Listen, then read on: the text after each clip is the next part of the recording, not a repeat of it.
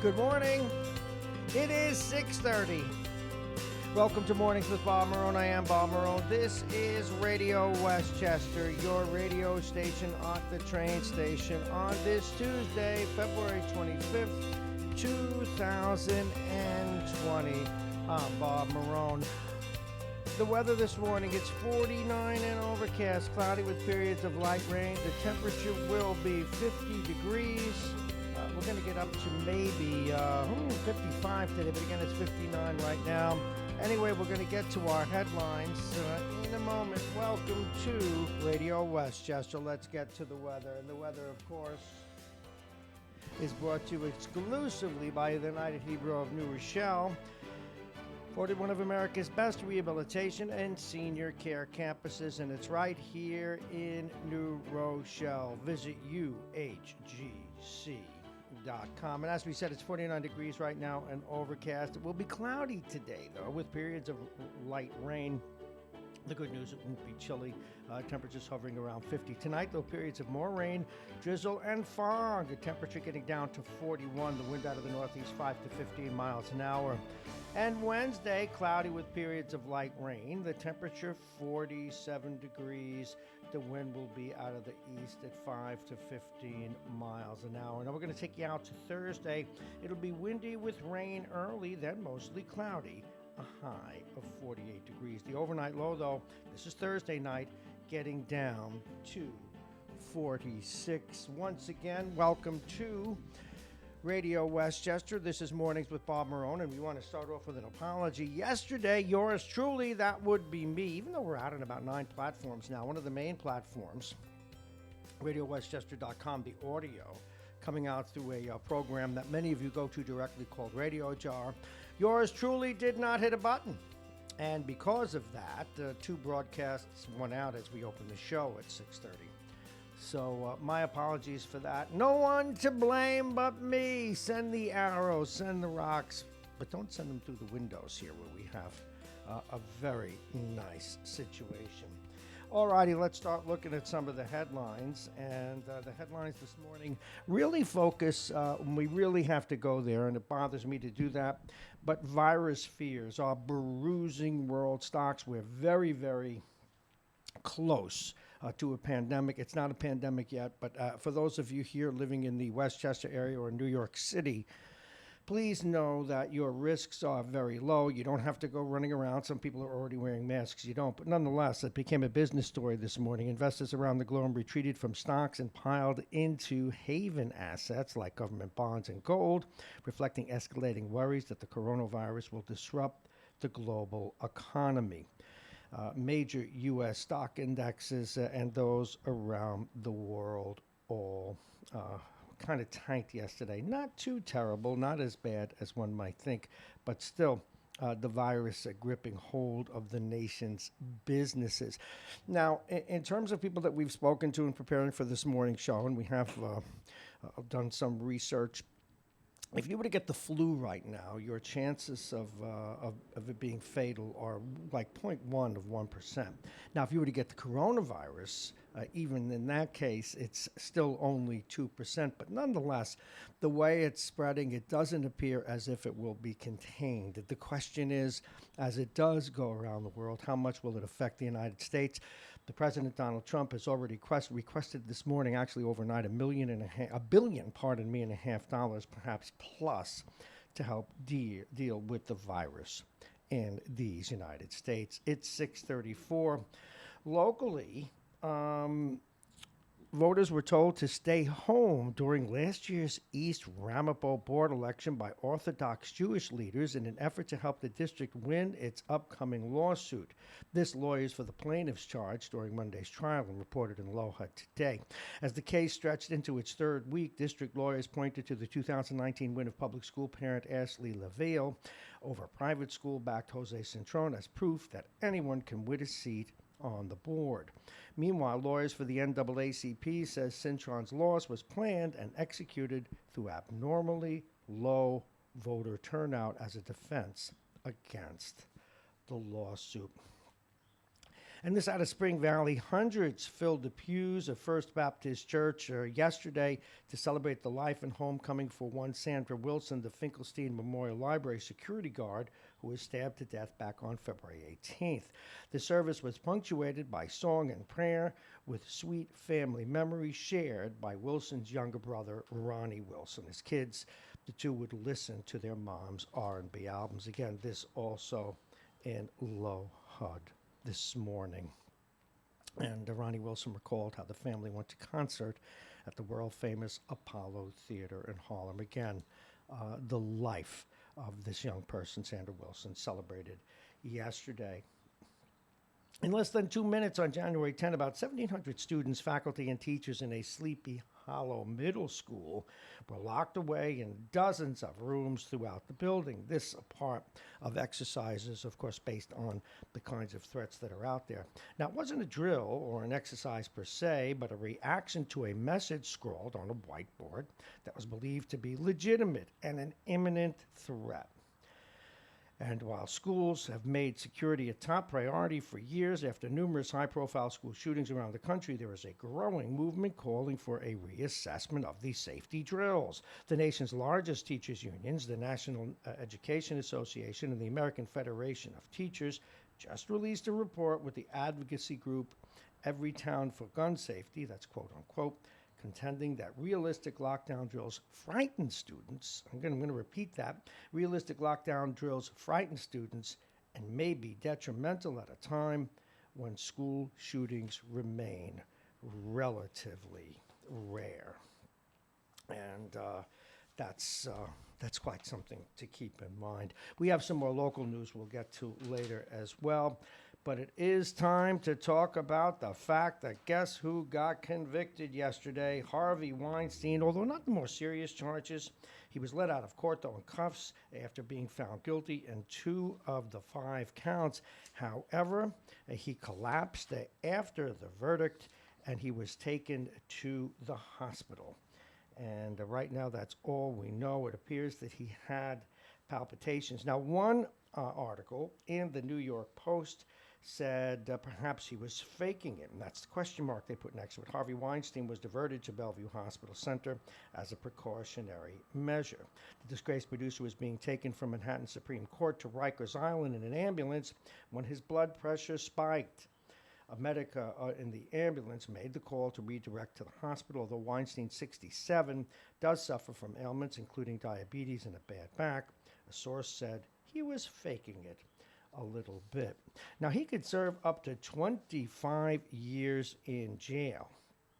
But again, he came somewhat short of the possible life sentence. Again, 2 of the 5 charges, and they were the 2 lesser charges.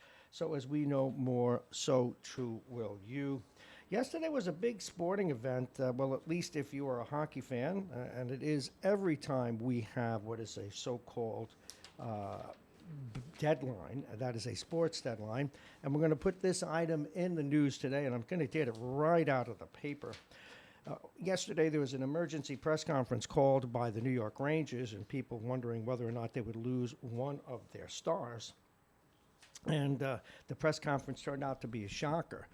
Their prodigious goalie, this young prodigy, again, I know that's redundant, Igor Shesterkin, will be out at least 2 weeks, maybe more, along with one of their offensive players, Pavel Buchnevich, because they were in an accident, a car accident in Brooklyn. It wasn't their fault.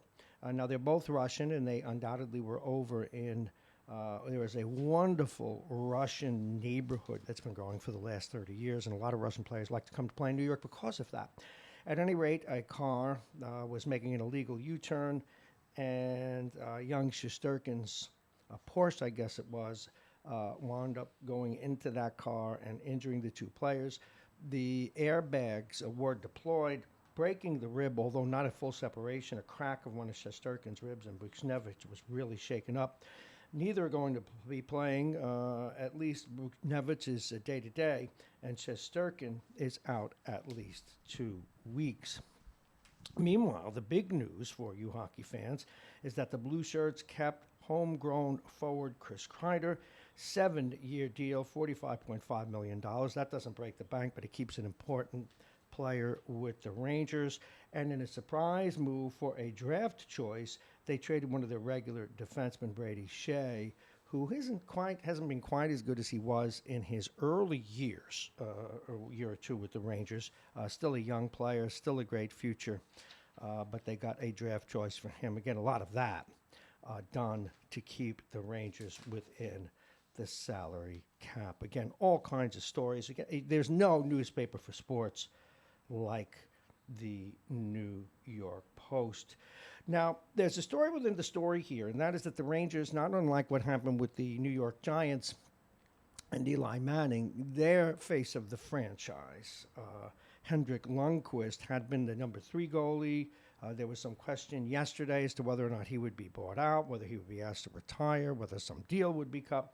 Well, none of that happened, and now he becomes a factor again. The Rangers' number 2 goalie, Mr. Georgiev, who will probably start tonight against the Islanders, he too can settle down today and continue to play, but it gives a new lease on life to Lundqvist, who's a very capable goalie, even if perhaps not what he was.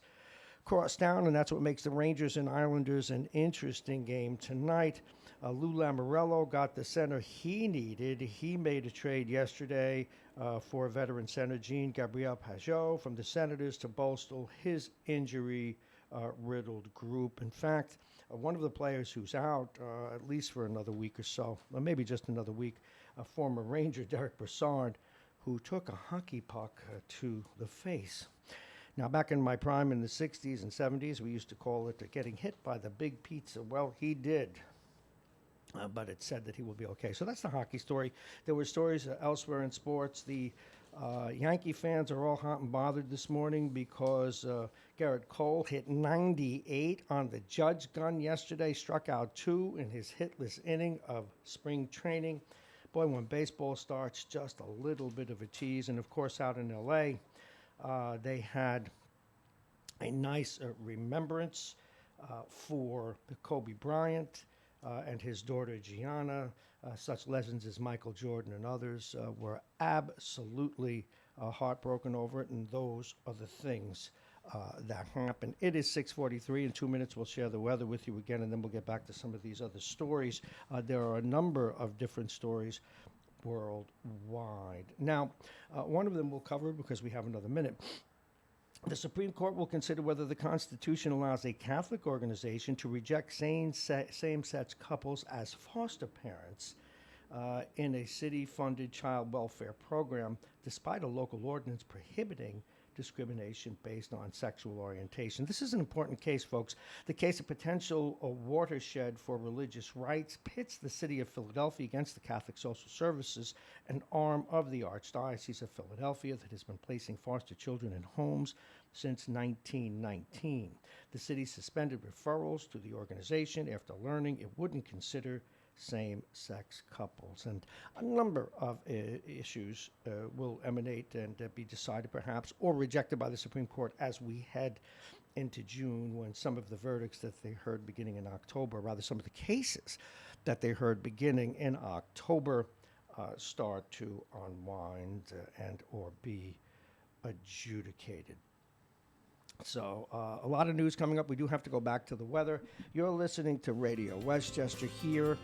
We are the radio station at the train station.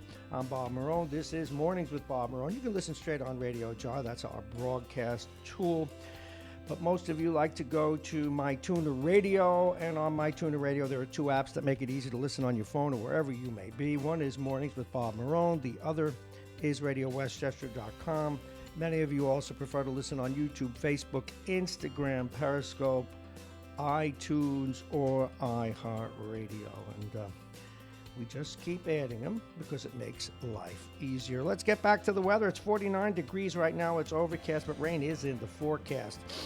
The weather is brought to you exclusively by United Hebrew of New Rochelle, one of America's best rehabilitation and senior care campuses, and it's right here in New Rochelle. Visit UHGC mytunerradio.com. That's 49 and overcast at the moment, but there is no rain, but there will be. Cloudy with periods of light rain. The temperature getting around 50 today. Tonight, periods of rain, drizzle, and fog. The temperature will be 41. The wind will be out of the northeast, 5 to 15 miles an hour. As we head into Wednesday, cloudy with periods of light rain. The temperature will be 47. And Wednesday, cloudy with periods of light rain. The temperature 47. Thursday, they try and remind us it's winter again. Not during the day, though. The wind will be windy. The rain will go away early on Thursday, but it'll be cloudy and getting up near 50. But at night, dropping down to 26 degrees. Now, our sponsors this morning for the first half hour of the show, of course, our United Hebrew of New Rochelle, the top-rated campus of senior care. Visit uhgc.com. Aging Issues Management, their partner, Aging Issues Radio, the law firm of Payne and Kahn, Dominic's Fine Cigars, and Plug-in Virtual Reality. And if you're just joining us, we did something unusual, unless it's a presidential election or one of these crazy debates. And again, just for theater, a lot of our listeners on both the right or left who email me or text, etc., just the prospect of theater of Bernie and Donald. I mean, you could turn that into a movie. Not that I want. Right now, I'm disinclined. I'll vote for either of them. But who knows who I'll wind up voting for when November comes. I'm sure many of you feel the same way. But boy, what theater. What would you pay to be present for that one? The Brooklyn boy, the Queens boy. Both of them, in terms of their speaking styles, certainly down to earth. I mean, it would be like being in the playground again. Be a lot of fun. All right. Some of the Who's Who stories that we want to share with you this morning. The Who said it was not yet clear whether the coronavirus can be stopped from spreading further globally as growing outbreaks in Italy now, South Korea, and Iran heighten concerns. Again, we opened the show with that this morning. If you're just joining us, again, a little summary here. Harvey Weinstein was found guilty of sex crimes involving 2 women, but was acquitted of the most severe charges on his way to jail. Yes, he was on his way to Rikers, actually, when palpitations led him instead to Bellevue, to the hospital there. Facebook in recent weeks investigated suspicious content supporting Sanders' presidential campaign. And again, a lot of it's thought to be pushed by the Russians. The good news this year, though, folks, before we make it out as if it's 2016 again, is that we're well aware of it. And I just wish, and this is a bit of a commentary, and now this is with no animus towards the president or anyone else, and I know he benefited from it, but still, even if you do, Mr. President, you cannot sanction it. I know it's good. If I were running for office and the moon people, the Martians were helping me, I guess I would appreciate it. But we cannot have these other people involved in our elections. We just cannot. At best we can. Hopefully a message will be sent to the Russians that this has to stop. Don't count on it, folks. Trump kicked off 2 days in India with a campaign-style rally in the Prime Minister Modi's home state. He was very well received in India yesterday. Roughly 30 people were injured when a car crashed into a carnival procession in a small town in Germany. And Mars trembles. Now get this, Mars had earthquakes. These are some of the Martians that we're hoping would maybe give me good ratings on my radio show. And I wish they would hack my show and hack it, load, fill with sponsors. And I did want to go back to a local story, as I said that I would. New Yorkers may have gotten used to getting a nice property tax relief check in the mail each fall over the past 3 years. They might need to forget about looking in the mailbox this fall, though. Governor Andrew Cuomo did not propose continuing the 3-year, $1.2 billion property tax relief credit. That program started in 2016 to help offset New York's high cost of living for middle-class homeowners. The program expired last year, and Cuomo's decision not to include it in his budget plan last month, as well as a $6 billion deficit this year, is likely to spell doom for the initiative. And as the saying goes, it was nice while it lasted. And I'm just double-checking some of the local news again. Actually, this is worth noting. We don't give enough credit to some of the people who have pioneered some of our space exploration. Yesterday, Kathleen Johnson, the venerated NASA mathematician who is depicted in the film Hidden Figures, died. She was 101, and it was Johnson's groundbreaking contributions to bring Americans into space that made her famous. She worked on the first NASA mission in 1961 to carry an American, that is Alan Shepard, it was, into space. In 1962, she verified the calculations that plotted John Glenn's orbit, and she did much, much more. So we wish to mark that. Katherine Johnson, gone now at the age of 101. A Democratic Party primary for a local congressional seat just went from really crowded to just a little less crowded. Westchester County lawmaker Catherine Borgia of Ossining announced yesterday she was dropping out of the race to succeed longtime Representative Nita Lowey in reliably blue, the 17th congressional district. The legislator told the Journal News, who gave us the story, that she was planning to make an endorsement in the race, but hadn't made a decision yet. Now, Lowey, an ally of House Speaker Nancy Pelosi, became the first woman to chair the powerful House Appropriations Committee. After a more than 30-year career, Lowey announced she'd retire at the end. Now, let's take a look at some of the candidates. Adam Scheffler from Chappaqua, former federal prosecutor. We've not had him on yet, but we will. David Buchwald, we've had him on, New York State Assemblyman. Mondaire Jones, we've had him on. He's from South Nyack, former employee of the Westchester Law Department. Evelyn Farkas, we have had Evelyn on from Chappaqua, former Deputy Assistant Secretary of Defense, $400,000. This is some of the money they've raised. No one's really higher than $700,000, and that is Adam Schiffler. Allison Fine, Sleepy Hollow, former chairwoman of the National Board of NORAL. I'm not going to tell you who I was most impressed with, but so far one has stood out among. But we'll see what happens as we get more and more of these people on. And speaking of races, as you know, we've already spoken with the Westchester County District Attorney Anthony Scarpino. He was with us 2 Fridays ago. That is, if you look forward to this coming Friday, when we will speak with Mimi Roca. She, the former prosecutor, also TV political host on MSNBC. We will talk with her Friday at 9 o'clock. It is 6:53. A Mount Vernon company that provides paratransit services in New York City will close this spring after the MTA did not renew its contract. Columbus Transit is one of several companies that were not renewed as the MTA consolidates its accessoride vendors. About 40 employees lost their jobs last week when the work was scaled back. The MTA on Monday was poised to award 4 vendors 5-year contracts totaling $1.3 billion.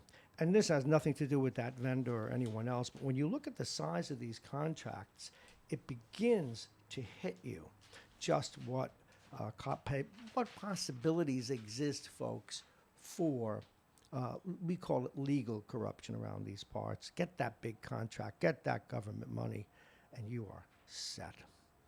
How do we get government money? It is 6:54. You're listening to Radio Westchester. So let's take a look at what's coming up today. At 7 o'clock, we're going to talk with Vince Russo.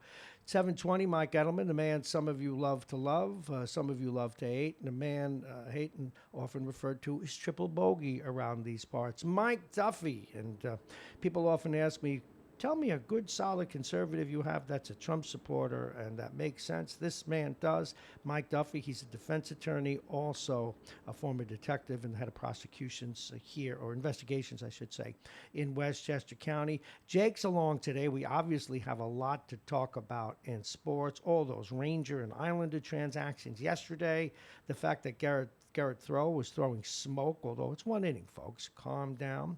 8:20, we'll open up the phones a little bit, see how you feel about some of the issues of the day. Jack Breslin comes in early today at 8:35.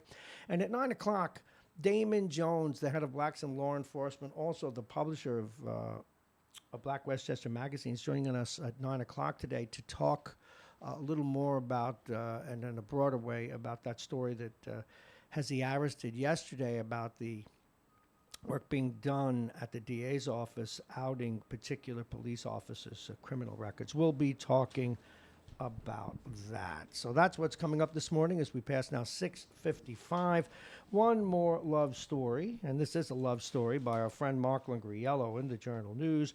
Two Westchester County Corrections officers who survived a deadly 2018 shooting that appeared to be attempted murder-suicide are suing the county for damages. I'm going to scratch my head on this one. Robert Reed and Nicole Nazario were shot multiple times when fellow correction officer Edward Cronoy came in the back door of Reed's house in Yonkers. Cronoy was hit 3 times and apparently shot himself in the head. Let me see if I get this right. Yes, okay, I got it now. Cronoy came in the back door of Reed's house.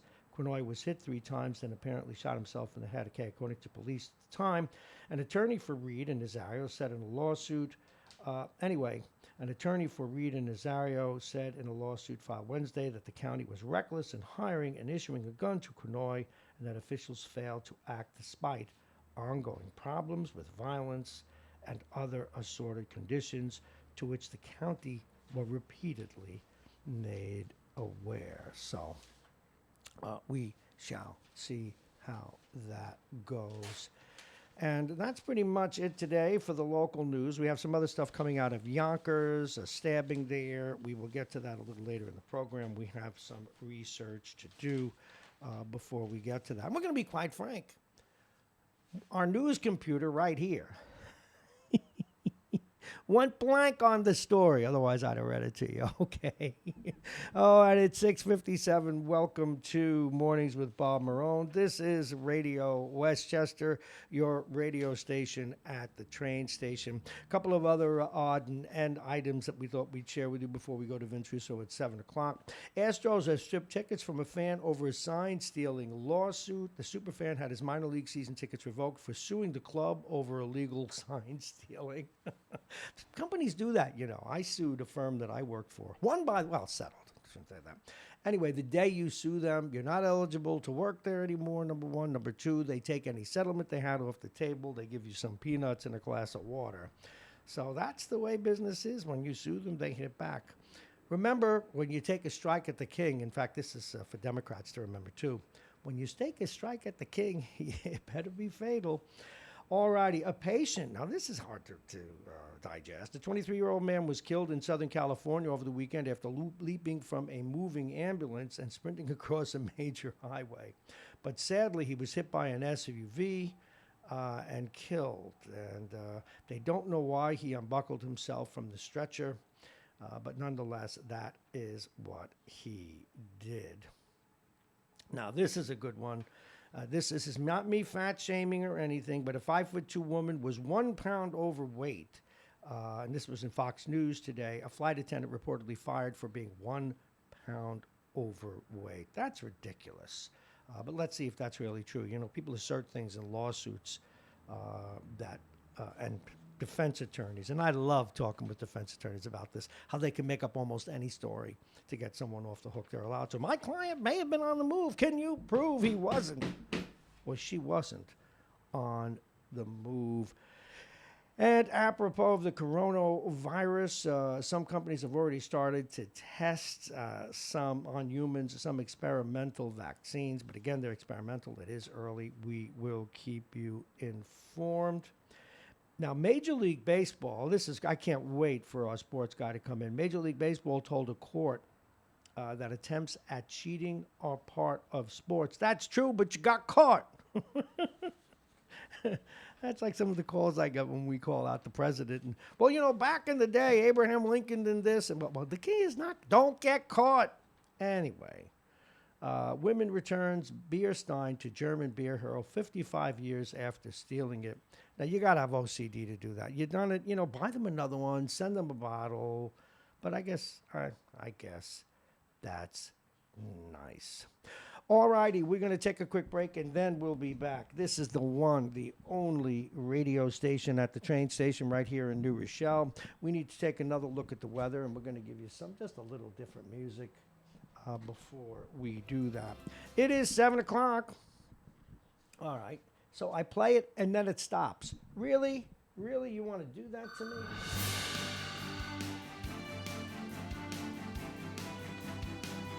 Don't you love when I complain? Am I like a nagging spouse? Speaking of such, Vince Russo's on the phone. We'll get to him next. Talk about a nagging person. I got 3 of them. I got 3 nags. Vince, Tom, and Anthony. But they keep me honest. So what am I going to do? Everybody should have people that tell them what time of day it is. All right, it's 49 and overcast.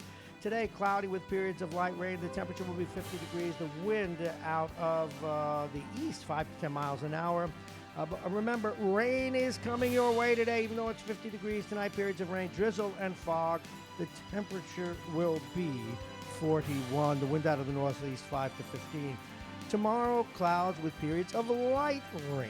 I hate when they say light rain. I'm not sure I ever know what that means.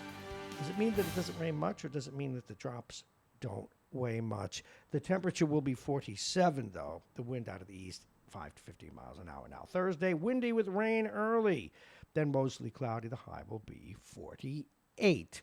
And the weather's brought to you exclusively by United Hebrew of New Rochelle, voted one of America's best rehabilitation and senior care campuses. And it's right here in New Rochelle. Visit uhgc.com. And we like to get him out of the way early so that my headache will clear by the 8 o'clock hour.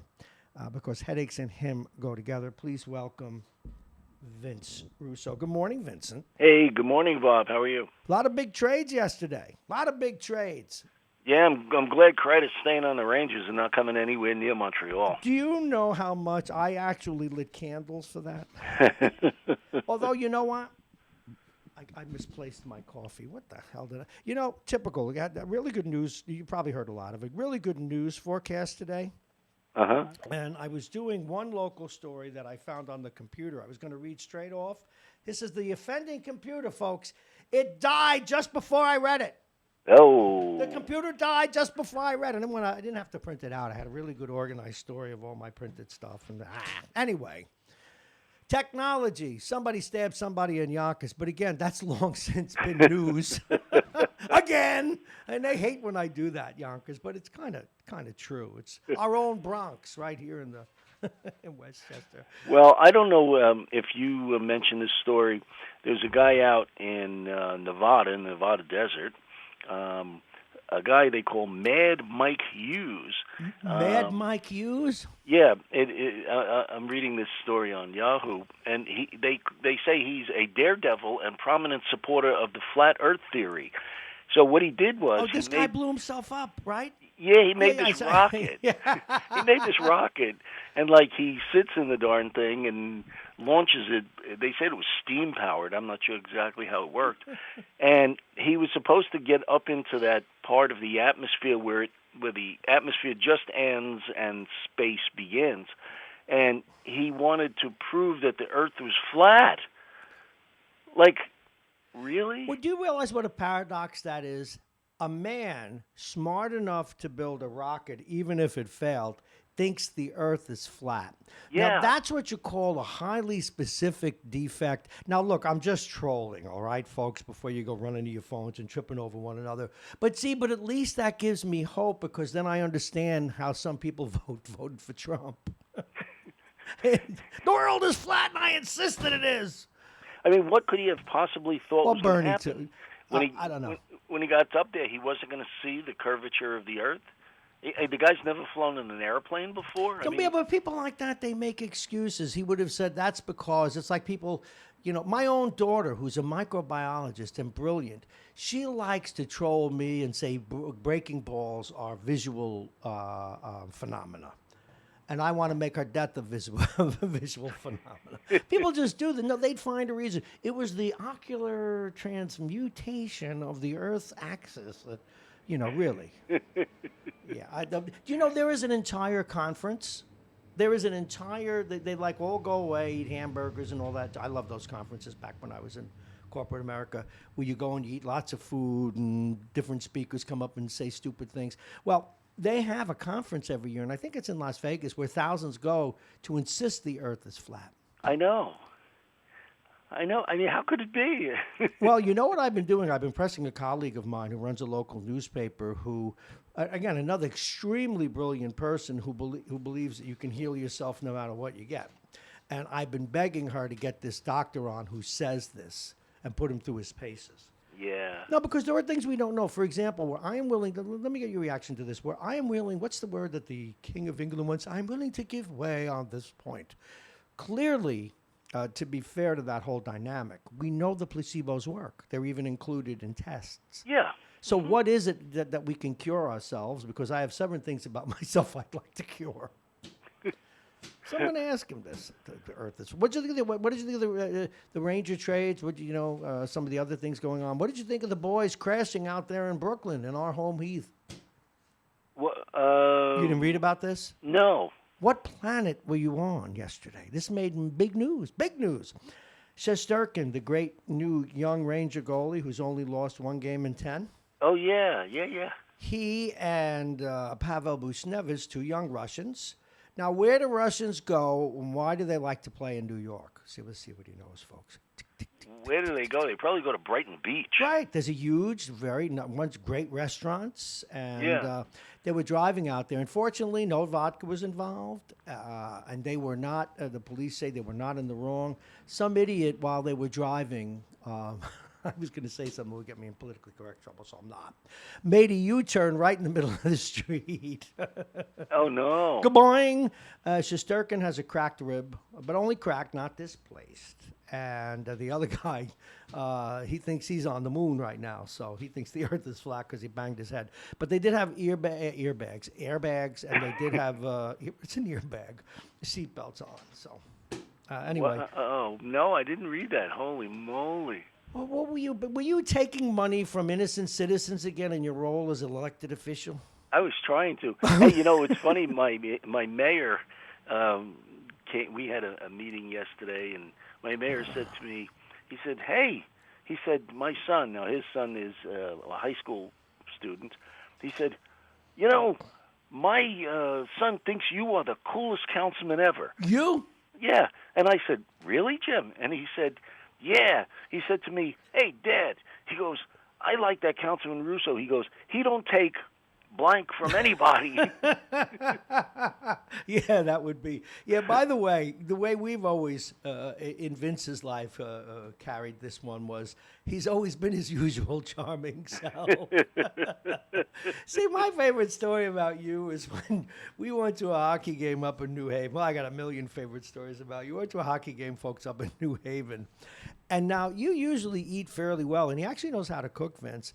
But he got, and now if you've ever seen these folks, the nachos, the nachos with that cheese sauce that looks like it's liquid plastic. Yeah, the processed cheese. And it was even steaming as you came back to the seat. And some 15, 14-year-old girl goes, "Ooh, where'd you get that?" Yeah, kid says, "That's gross." I go, "Oh, yeah, really." and the other kid, I won't get it, but the other kid yelling at the goalie, "Hey, you, Baldy!" And then you took off your hat for the national anthem. I'm sorry, I should do that anyway. So he said you're the coolest councilman. I'm sure you're getting a lot of votes, you see. By the way, this is interesting, and this is in total fairness and recognition of people who do support Trump. Forgetting the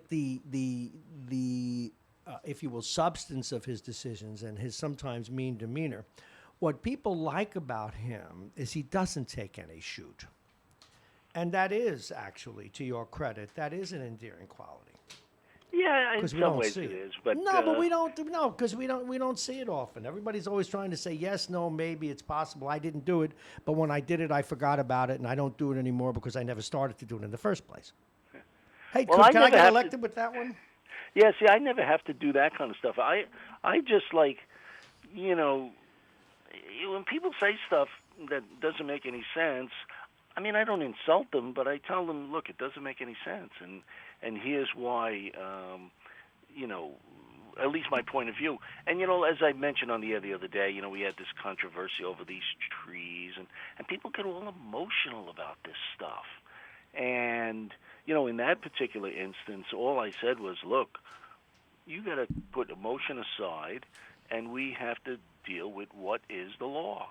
And that's it. That's the only thing we have to be concerned with, because you can want the trees cut down, you could not want them, you could whatever you want is really irrelevant to the question, because we have to go by whatever the law is. So, that's what I try and do. I don't know. Mr. Reasonable. I do my best, and, hopefully it's. You should run for higher office. I don't want any higher office. Believe me, I got plenty on my hands as it is now. As a matter of fact, I've been starting to pull back a little bit. The two council people that I'm closest with, and we really, the three of us, really do most of the work. And now, I'm starting to say, when someone says, hey, we have to meet to do such and such, I'm starting to say, hey, I'm not on that subcommittee. I can't do everything. And, I'm just finding myself so overextended. And so, I want to, pull back, do the work I'm supposed to be doing. Hold on, you're overextended. I'm looking at my new thing. Let me see if I got this. No, I wanted violin music for you. You're overextended. You're busy in New Jersey. All righty. Any updates from you regarding Bernie? It's pretty clear the Russians are trying to help Bernie and help the president towards the same objective. Why do you think? And forget this president. Even Obama blew this, and it was one of the. I have never. And was never as hard on Obama as I was after he let the Russians hack and didn't do anything about it. Do you think we're timid because there's really nothing we can do about it? That could be. The thing that because it's an act of war, in my view. Well, the thing that always amazed me about our country, with all of the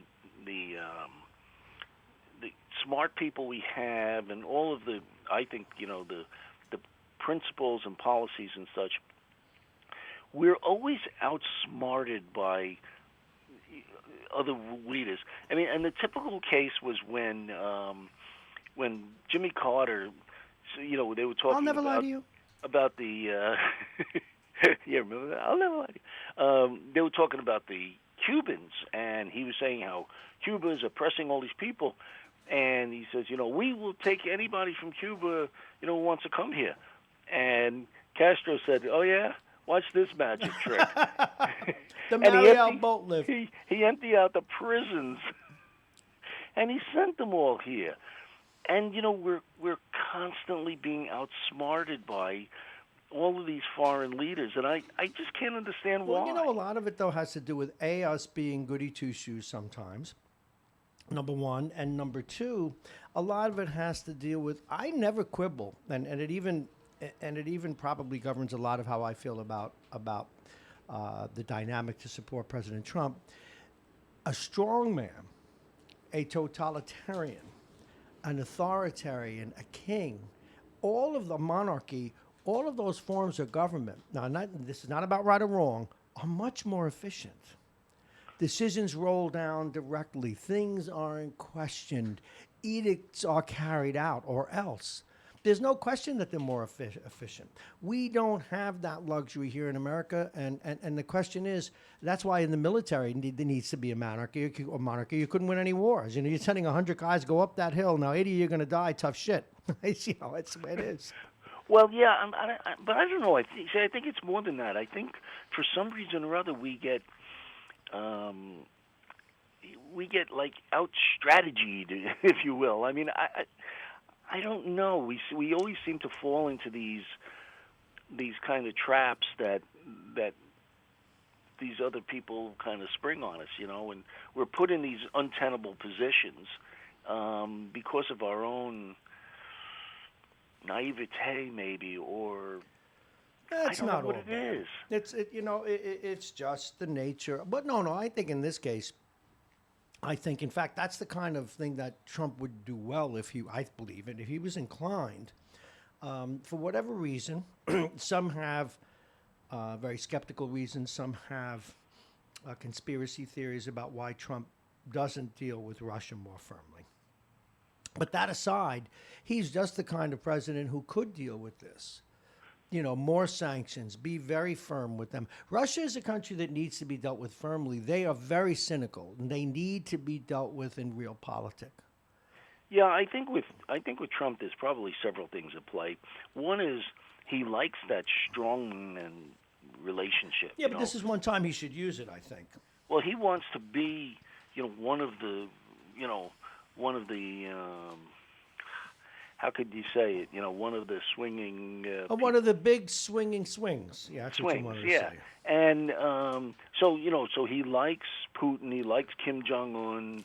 He likes this guy who's running China, and Deng Xiaoping. And he likes Netanyahu, and they just use him because he's a babe in the woods when it comes to international politics. He has no idea, he has all these reactions, and these guys are just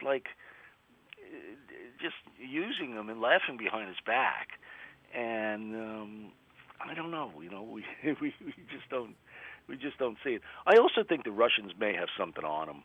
It makes one wonder, but I know, and that's part of the conspiracy theory. But again, it's nice to see conspiracy theories going the other way instead of Hillary Clinton selling babies with pizzas and calzones in Virginia. You know what? One of the reasons when I get out of the news, I'm going to be happy about that. I never even have to discuss a story like that. Yeah.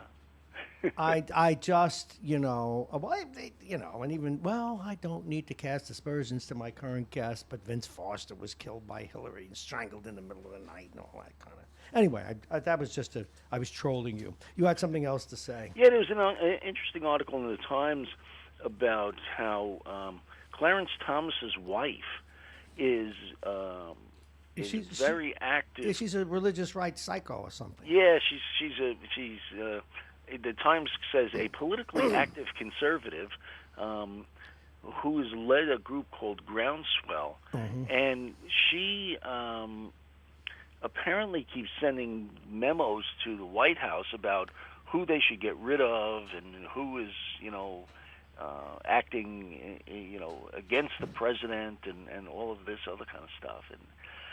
And look, she's an American citizen and she can pretty much exercise whatever rights she has, but it's a little disturbing when a Supreme Court, spouse is so actively involved. Hey, it pays to be a spouse if you want to get involved. Of course, you have most famously Hillary Clinton, although even if you don't like her, she was smart and well-educated. You also have, remember the dingbat that a guy I love, the guy that ran against Clinton, he was wounded in the war. His wife was a senator. Bob Dole. Yeah, his wife was a senator with the brains of a flea. Yeah. And the current, although this woman's supposed to be have gravitas, the woman who is the wife of the current leader of the Senate, Mitch McConnell's wife, an Asian woman whose name I forget. She's supposed to be, but again, I understand she has in her own right a certain amount of gravitas, so who knows. Anyway, that is my next guest. That's what that boop means, so you got a beepity boopity bop. You ain't booping right, Norton. Listen, thank you very much, and we'll talk to you very soon. Talk tomorrow, Bob. Bye. Okay, bye-bye.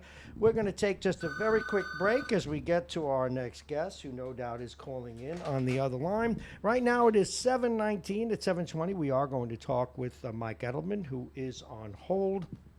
For those of you just waking up, the real top story today, and it has to be, even though we have all kinds of stories about Mr. Weinstein, etc., the real story is we feel, that is not me, but medical experts feel that we are on the precipice of a pandemic. It's not terribly serious yet, but right now the smart money is saying that with virus cases exploding in South Korea, in Iran, in Italy, and elsewhere, that it's likely now to make its way around the world. The numbers are still good. If you were to get the flu, you have a chance of checking out at 0.1%. If you get this virus, though, a 2% fatality rate. But right now, nobody here in New York City or Westchester has it. And you don't have to go running around taking any kind of a mask, blah, blah, blah. But still, we're going to keep an eye on that story for you because it's affected world markets. And the president has set aside or requested from Congress $1 billion plus to keep us safe here. It's time for our 720 guest. Please welcome Mike Edelman. Good morning, Michael. Good morning, Bob. How are you? Very well. All things considered, an interesting day. A lot of news, but very disparate. But you're a political analyst, and I just want to go to this. What in God's name are we going to do if we have the two New Yorkers arguing with each other and that Bernie makes it to the finish line? Do you think he will? The problem with Bernie Sanders is that most of his support is coming from people that do not remember Fidel Castro, Joseph Stalin, and Daniel Ortega. You can't be a candidate for the presidency of a major party and compliment brutal thugs who are communists. And that's what he did. And he doubled down last night at CNN in his town hall. He defended going to Cuba and what he saw was a Castro literacy program. And he pulls these single things out of these terrible regimes to try and compliment him. If he runs, I can write the TV scripts. He's a commie.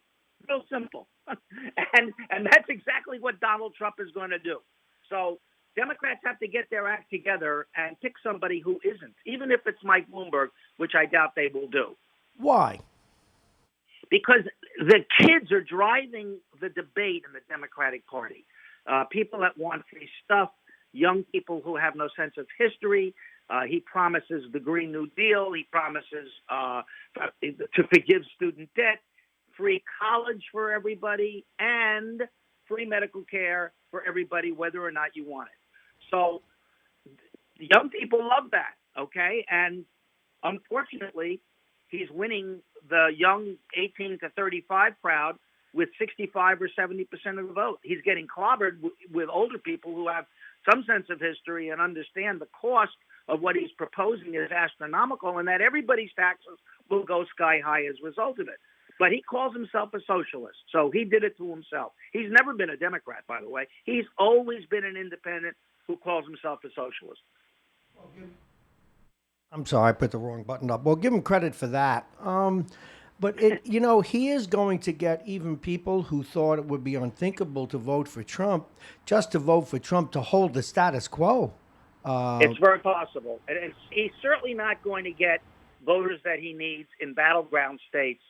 Now is really simple because now there are no anti-Sanders, television commercials being run by Donald Trump. So most people don't have a sense of where Sanders has been historically on the issue of communism. They just don't know it. But they're going to know it, and by the time they know it, it'll be too late. Now, Donald Trump's people are way too smart to run anti-Bernie ads. If Bernie runs, he wins. Unless I put a local Democrat on yesterday to ask him a question. He thinks Bernie can win. I just don't see how. In the love of Pete, I just don't see how. Well, the only way Bernie wins is if turnout on the Democratic side is so enhanced by the fact that Sanders, based on what Sanders is promising, that it overwhelms Republican turnout. But it's not about New York. It's not about of course. New Jersey. Yeah. It's about the same states we talk about every 4 years. And the people in those states, you know what? They're not really liberal. They're really centrist. No, the Democrats are centrist. But you know what? In the absence of moral suasion, the economy wins. I rant and rave, and people would be really, it would be appropriate for them to attack me on this point, but I'm going to attack myself. I have been saying, as you know, for years on these microphones that the principles matter, even if the decisions are bad. But when you get to the point where either choice is a breach of process, well, then you have to go by the bottom line. And Trump wins. That's it. It's over. People will vote for Trump and go 4 years down the road. But how did we bring up a group of people that went so far to the left that they don't understand reality? It's called when we gave trophies to everybody that participated. I read a very interesting article the other day that said, you want to know why we're getting candidates like Bernie Sanders? because we brought the kids up, and they didn't have to win or lose. They could just muddle through. Yeah. There was no individual effort. It was like you got the trophy if you showed up, or you got the B in school if you showed up. Oh yeah. I went to law school. We didn't have grades. There were no grades there was honors, high pass, pass, fail. So I worked for Nelson Rockefeller. My father said, "What are you doing in Plattsburgh?" I said, "Dad, I get a high pass whether I'm there or not. Why shouldn't I go on the plane with the governor?" This is really true. And well, I am on the board of a wonderful organization and this is how I got insight into it, that gets homeless people off the street. And I'm in a board meeting 2 weeks ago, and I almost fall off my chair. And then I found out that it wasn't just this organization. And look, I hate to indict millennials because they're our future, and I'm sure people did the same with us in the 60s. But they actually, if it's a nice day out, won't show up for an interview. Or when they start jobs, if it's a nice day, they take off. And yet they want benefits. And that's not how buildings get built and policies get made and people become successful. That is not the solution. No, it's not. How are they going to earn a living if they don't show up for interviews? That's correct. And as another example, if you live in the Midwest and your factory job disappears, you don't take the opioids and drink and say, "Gee, what a terrible thing happened to me." You go get retrained. You go do something else. Wow. And so I know I'm beating a dead horse here. The one good thing that people on both sides do agree on, and this is my fun self, just imagine Bernie and Trump having it out on stage. Would you buy a ticket to that? I would, because they'd be screaming at each other and calling each other names. And would be, I know, but it might come to that. One of my favorite, a real supporter of the program, he's the one who gave you the name Triple Bogey. He texted the other day. He said, "Boy, I want that." Something to the effect of, he can't wait to see that. And you really can't blame him. Oh my goodness! Unfortunately, it would be. Let me go down the line. Let me go down the line and have some fun. Yeah. Now, Elizabeth Warren, for a year or so, I'd read her statements about policy, and she was a real wonk. And I said, "This woman This woman has gravitas." Until I see her on stage. She's like she's becoming a cartoon character. Does this process drive them that crazy? Yeah, running for office, and I did it, is a very difficult thing because the hours are, which is why I'm mystified that you've got, 4 people in their 70s, that one is in office, the other 3 are running for president. This is a 24/7 operation. You barely sleep, you barely eat anything decent, and you're held accountable for stuff you said 35 years ago. Elizabeth Warren was doing very well, and all of a sudden, she wasn't. She ran in New Hampshire. She lives next door in Massachusetts. She came in 4th. So she needs to get out of the race. Oh, Amy needs to get out of the race. Yesterday. Steyer needs to get out of the race. Pete is going to need to get out of the race after Saturday because you'll get 3% in South Carolina. And if the moderates have any chance of winning this nomination, they're going to have to coalesce around a single candidate to beat Bernie Trump, because not Bernie Trump, Bernie Sanders, but he's Bernie Trump. 27. You just made some people spit out their coffee. That's what it's come to, Bob. Bernie Trump, ladies and gentlemen. He said, "I got a couple of friends who just wound up throwing up their oatmeal."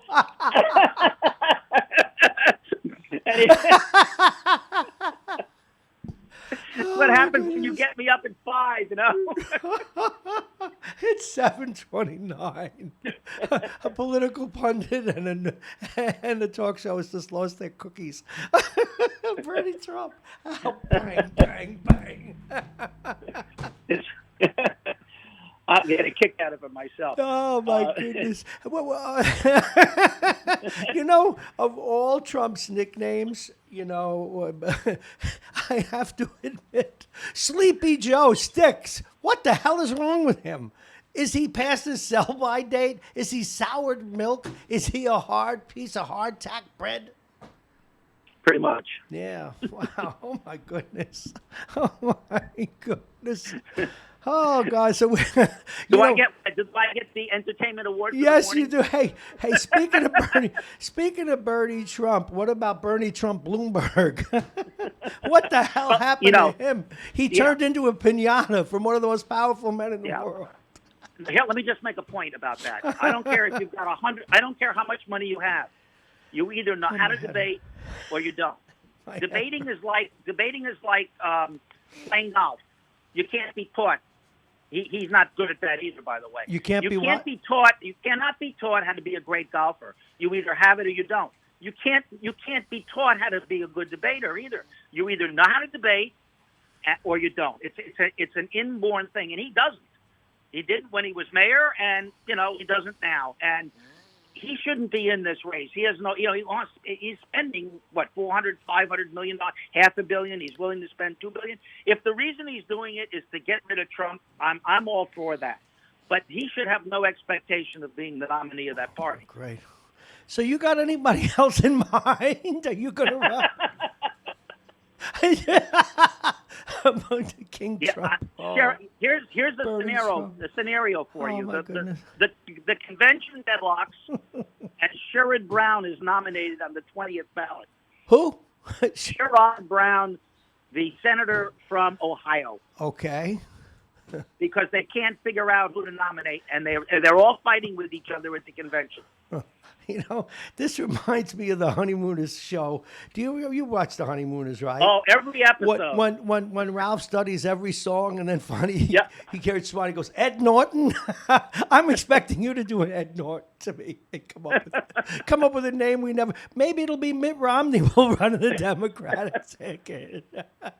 Trump, let's give him his due. He's got to be out there in Indy. He's got 100,000 people in his stadium treating him like he just came out of a cloud. I mean, he's on a roll.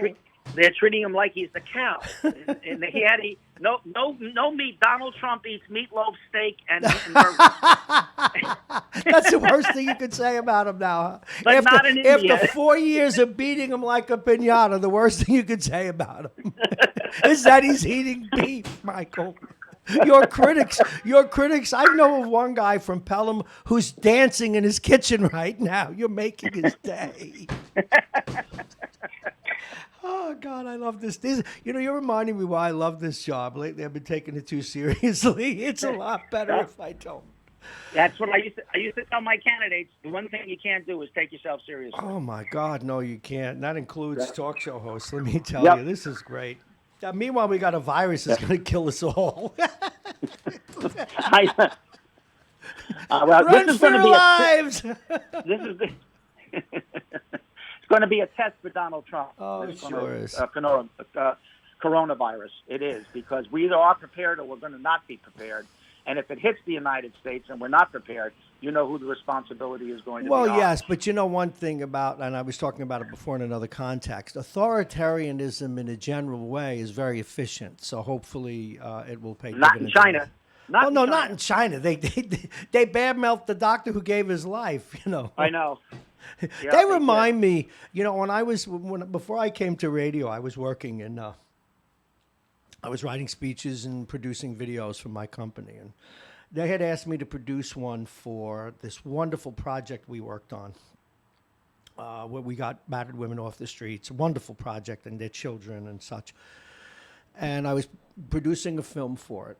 And this guy was a hero. I mean, this guy joined their board, got kids off the street, raised money for the countless dollars. What a beautiful man. He even became a deacon. The only thing I disagree with is when he took the vow of celibacy, but that for another day. Became a deacon after his wife passed on. Anyway, so I put this guy in the film, and he had bad front teeth. And a typical guy, like right out of Madison Avenue, says, "We can't have him in the film. Look, he's got bad teeth." And I said, if you wrote the Bible, you'd have left Jesus out because he had long hair. This guy is the star of the show, you idiot.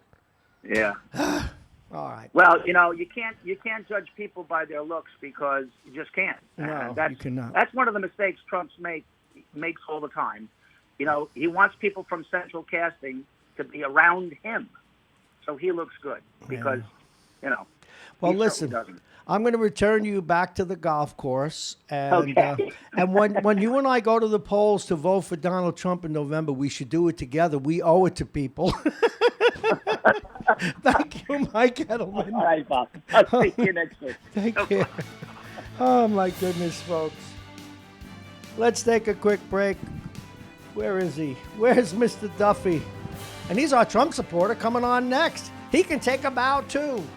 All righty, where the heck am I? It's 7:36 and some 18 seconds. My clock is off. I have an atomic clock. All righty. The weather's brought to you exclusively by United Hebrew of New Rochelle, voted one of America's best rehabilitation and senior care campuses, and it's right here in New Rochelle. All righty, let's get to it. It is 49 degrees. I'm so excited, I forgot where I put it. It's right here. It's right here in front of me. See? There we go. That's our next guest. Oh, my goodness. All righty, it's 49 right now. The rain hasn't started, but we assure you that it will. It'll be cloudy with periods of light rain today. The temperature is getting up to 50. Tonight, periods of rain, drizzle, and fog. The temperature will be 41. And Wednesday, cloudy with periods of light rain. The temperature 47. We like all this warm weather. Don't count on it. Thursday, windy with rain early, then mostly cloudy. The high will be 48 degrees, the overnight low. 26, you'll still need your kimono. What is this kimono? I don't even know what a kimono is. Well, maybe I do. Your kimono and your socks. All righty. Once again, we want to remind you that this weather is brought to you exclusively by United Hebrew of New Rochelle, voted one of America's best rehabilitation and senior care campuses, and it's right here in New Rochelle. Visit UHGC.com in the bottom of the hour. Supported also by United Hebrew, Aging Issues Management, the law firm of Payne & Con, Dominic's Fine Cigars, and Plugin virtualreality.com. He's on the phone, and I can't wait to tell him about a poll that I saw in the paper. We can have some fun with him. So many things going on. This man has done it all and continues to do so. He is a defense attorney, and a good one, by all accounts. He was a good investigator. He led investigations here in Westchester at the DA's office, cop on the beat, also a detective. Has run for office, although as he ran as a Republican, and you know what that's like here in Westchester. Running as a Republican is like being a donut at a Weight Watchers meeting. Other than Al Tarantino, you don't last long. Please welcome Mike Duffy. Good morning, Michael. Hi, Robert, and you're exactly right with that Republican analogy. Don't you like that?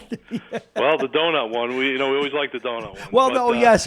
Now, the party's so weak in Westchester now. I got to say that they're having the convention tonight, and a lot of the district leaders, which I am one, they don't even know who they're putting up for positions. So it's in disarray, but but you know what though, the pendulum always swings, and in fact it does. Here down in the Sound Shore, we're getting a sense. And again, you know what happens is what you hear on the air is always a couple of weeks behind the zeitgeist, and there's this zeitgeist out there. There's this sense, particularly in Democratic circles, they're having a lot of internecine wars, and I think Edelman just captured some of it.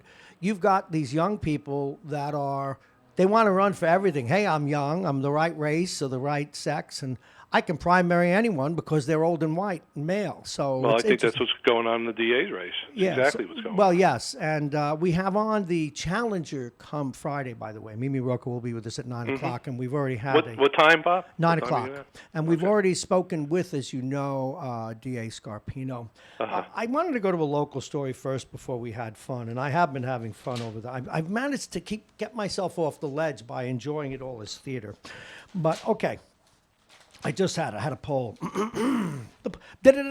Poll. 59% of New Yorkers now blast bail reform. These are New Yorkers. These are liberal New Yorkers. Boy, did they blow it. What do you think is wrong in Hasty's brain? Well, Hasty's he's a progressive. So the progressives pushed this bail reform through, which I'm not not in favor of bail reform, but to the degree it went overboard. And now the people are reading and hearing all these horror stories through the media, and they're saying what's going on there. And people, the first thing you think of, like the coronavirus, is your safety, the safety of your family.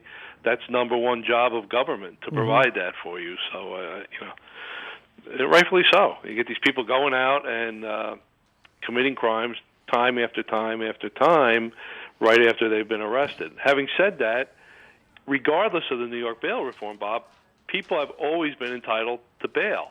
Right. So, there comes a point where it has to stop and you can be remanded, but people who had bail money, who had the money, would be out. And the purpose of bail is that you return to court. It's not to punish you. It's not to keep people in jail. That isn't the purpose. The purpose is to make sure, because of your record and other factors, there's a bunch of factors in the criminal procedure law in New York, but that's all changed now anyway. But the purpose, simply put, is for you to return to court. Okay, no, I understand that. Now, as you well know, I have a brain that could be put in a thimble, tiny little brain. But even that tiny little brain says, a judge ought to be able to look at a record and make an estimation or a reasoned judgment that someone will be a danger. And I think those are going to be the reforms of the reforms, because that seems to be the main sticking point, that the judges have absolutely no discretion. I've seen it myself. Experienced. Look, this has only been in effect since January 1. I've already experienced it multiple times in different courts. So it is a fact. It is out there that these things are happening, and the judges need. That's why you have judges. The judges need to have discretion in handling these matters. Although, do we have now? This is I wish you had another name and I could mask your voice. Every once in a while, someone wants to get bold with this topic, but there are judges, clearly uber liberal judges, sometimes uber conservative judges, but mostly uber liberal, it seems, that want to legislate from the bench. Right. And that's dangerous. Why is there not more oversight for a runaway judge?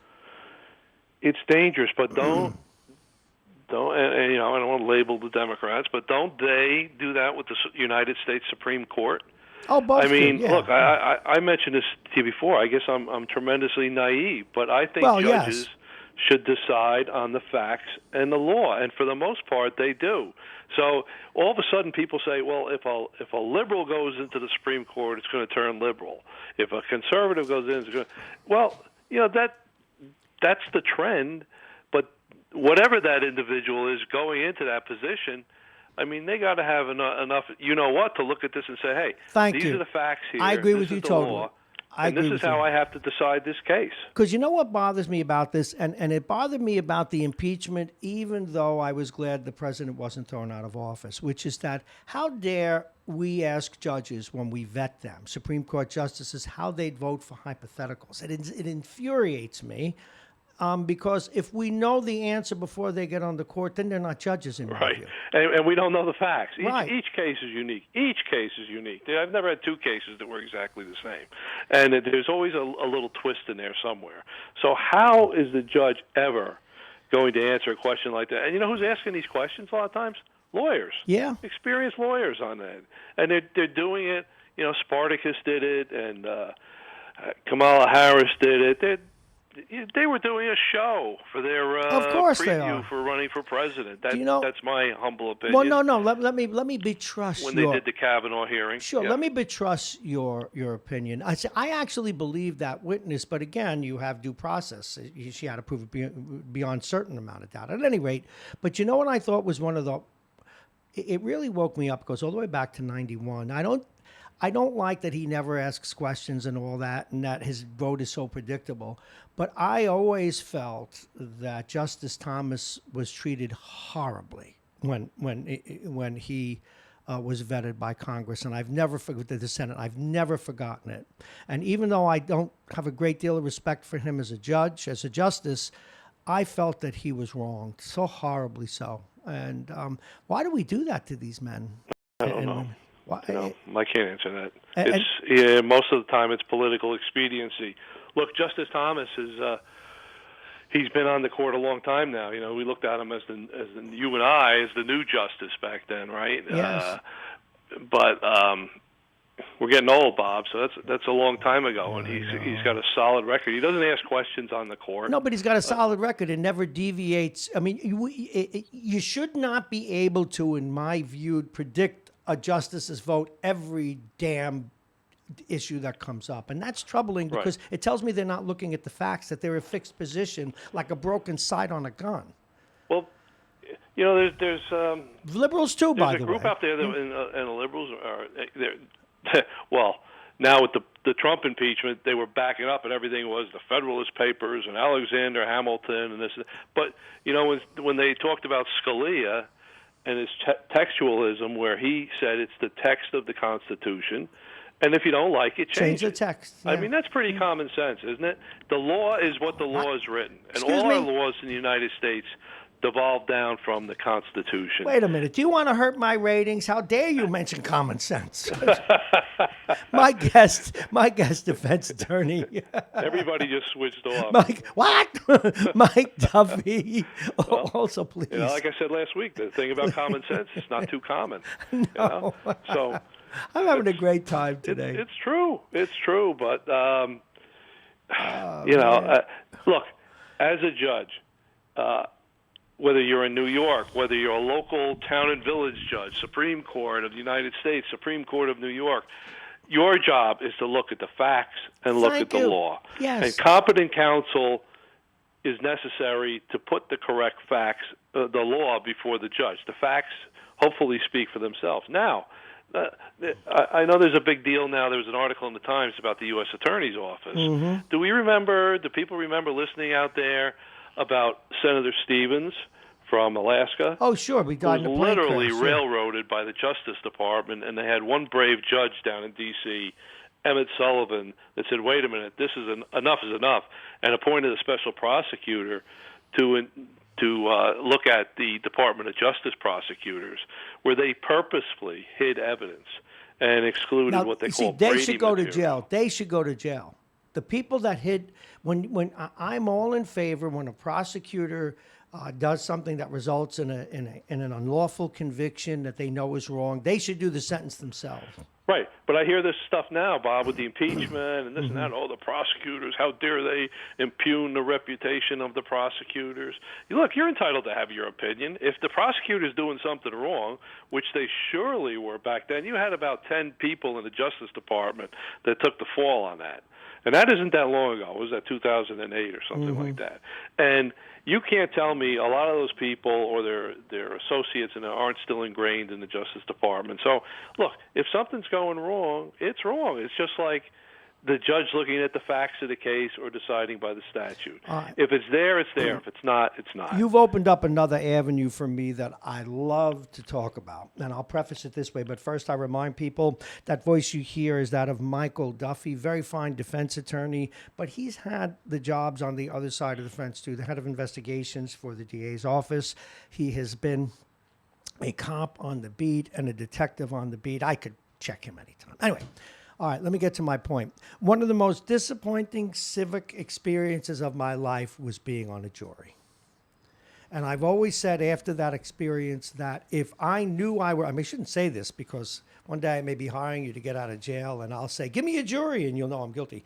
If I knew I was innocent, absolutely knew it, I would ask for a judge trial and hope that I had a competent judge because the whole nature of the jury system is kind of like our political system. The truth seems to be less important than whether you can sway the opinions of average folks. What say you? There's no doubt that a good attorney, whether you're on the prosecution side or the defense side, can sway the jury in the way they present the facts. So the facts are the facts, but the facts have to be presented, right? And have to be presented in a certain way.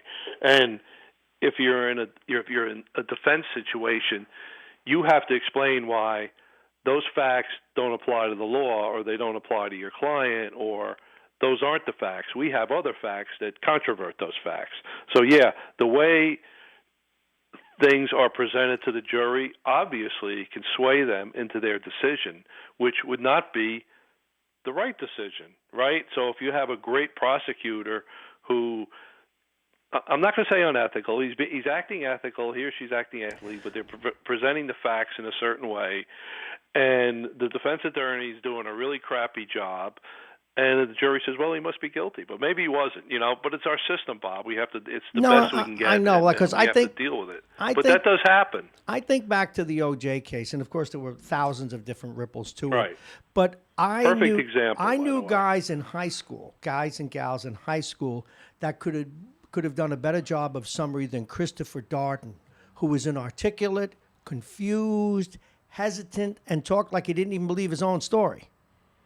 How does that happen? And that makes the impact, well, you have to talk to the L.A. County DA's office why they picked that team. Well, we know why they picked that team. I don't have to be politically correct. They wanted an Asian judge, a woman, and a black man. They didn't want a white man anywhere near the prosecution. Probably, but I don't know their standing in that office. I don't know any prosecutors in that office or where these people stood, Marcia Clark or whatever. She was supposedly a star. I don't know if that's accurate or not, but... that was a debacle, and that's the perfect example of what we were just discussing, that trial right there, how the evidence is presented or not presented. And then the prosecutor put a cop on the stand they didn't vet? Okay, let's get back to a more local case that you could give us advice on.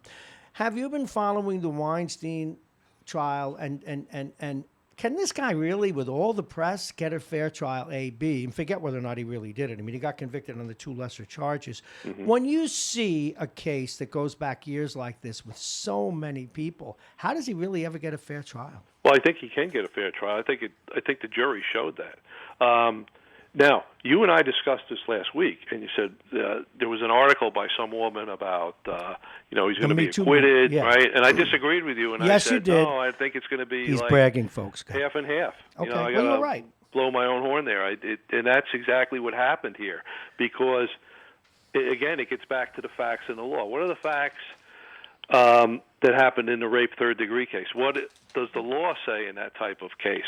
So the jury examined that for that charge and for the other charges and found he was guilty of that and another one, and not guilty. They acquitted him on the other charges. So I think the Weinstein case shows that a jury, once you put people in there, and I've noticed this on juries that have sat in my cases, where when they're looking at you, when they're eventually chosen, when you do the voir dire and pick the jury, and they're eventually chosen, and they're sitting there, they're looking at you so intensely. I mean, you can tell these people, this is my opinion, want to do a good job. Well, that's good. That's good to hear.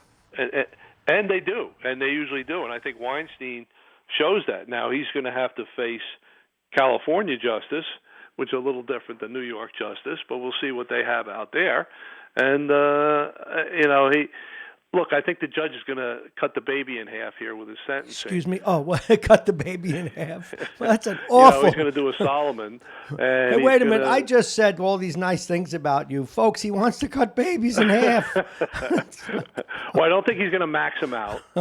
And he's a first-time offender, whether he's Harvey Weinstein or... Joe Schmo on Union Avenue, he is a first-time offender, and the judge is going to look at that. Now, the judge is under, obviously, tremendous political pressure, and obviously it affected him a little bit because Harvey was remanded right away, boom, taken away in handcuffs. I mean, no out on bail till you're, Will they get him out on bail? File an appeal. And will they get him out on bail? What's that? Will he get out? No, when he's remanded, I don't think he will get out. They can make applications to the court. He was remanded pending sentencing. I think he's in till March 11th. There's no reason to let him out. Now, okay, when he's sentenced, will they appeal again? And then, I mean, look at Shelley Silver. This guy's been walking around for years. Well, I know it's a different kind of Weinstein has a lot of money, so are there grounds for appeal? But you're going to get some lawyers who are going to file an appeal in the case, and who knows what will happen. Look at what's his name, Shelley Silver. He actually had some charges knocked down after appeal. No, but he did get convicted, and he's still walking around, and now his case is going to the Supreme Court counsel. Right. So there is life after conviction, but I think the California charges, I don't really want to say this. I think they're more serious charges out there. Rape is very, very serious, but I think it's forcible rape out there, which here in New York it was rape third is not a forcible rape. It's obviously a terrible felony. But I think he's facing forcible rape out in California. I may be wrong, but if he is, that's heavy-duty time, tacked on to whatever he's going to get in New York. And he's going to get time in New York. Well, no question about it. Yeah. Now, this sentencing, how much latitude do judges really have when it comes to sentencing? Well, they have to go by the sentencing guidelines, but once they go by those guidelines, it's in their ballpark as far as what they want to sentence the person to.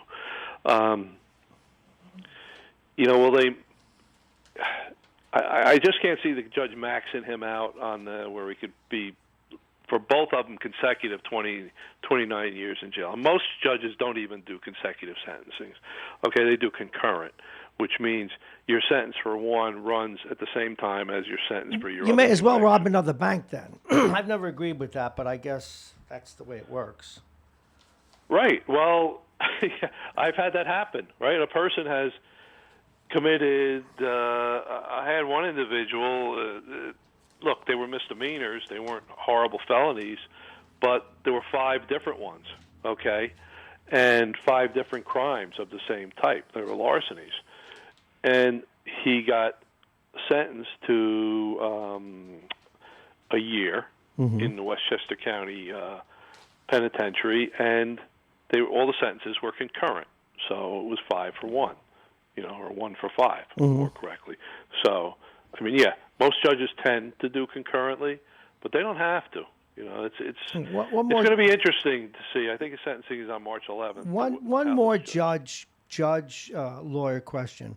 Can a judge look out at a lawyer, let's say it could be a legal defense lawyer, whoever, and see that person is so incompetent that they order them off the case? Yes, and I've seen that. And thank God it wasn't me. I saw that happen in a local court about 2 years ago. Oh, my. And if it happened to you? The judge actually replaced that. If it happened to you, I'd be doing 3 shows, 3 hours of it. Folks, guess what? Happened to me, I wouldn't be telling you about it. No. Every once in a while, technicalities of the law can drive you crazy. In a case, you knew about my case with my Staten Island house. Right. And one of the things that kept my squatters there an extra 6 months, there's this thing that New York has called a national preservation. Mine was a new home, but whatever it is, you have to fill out this form.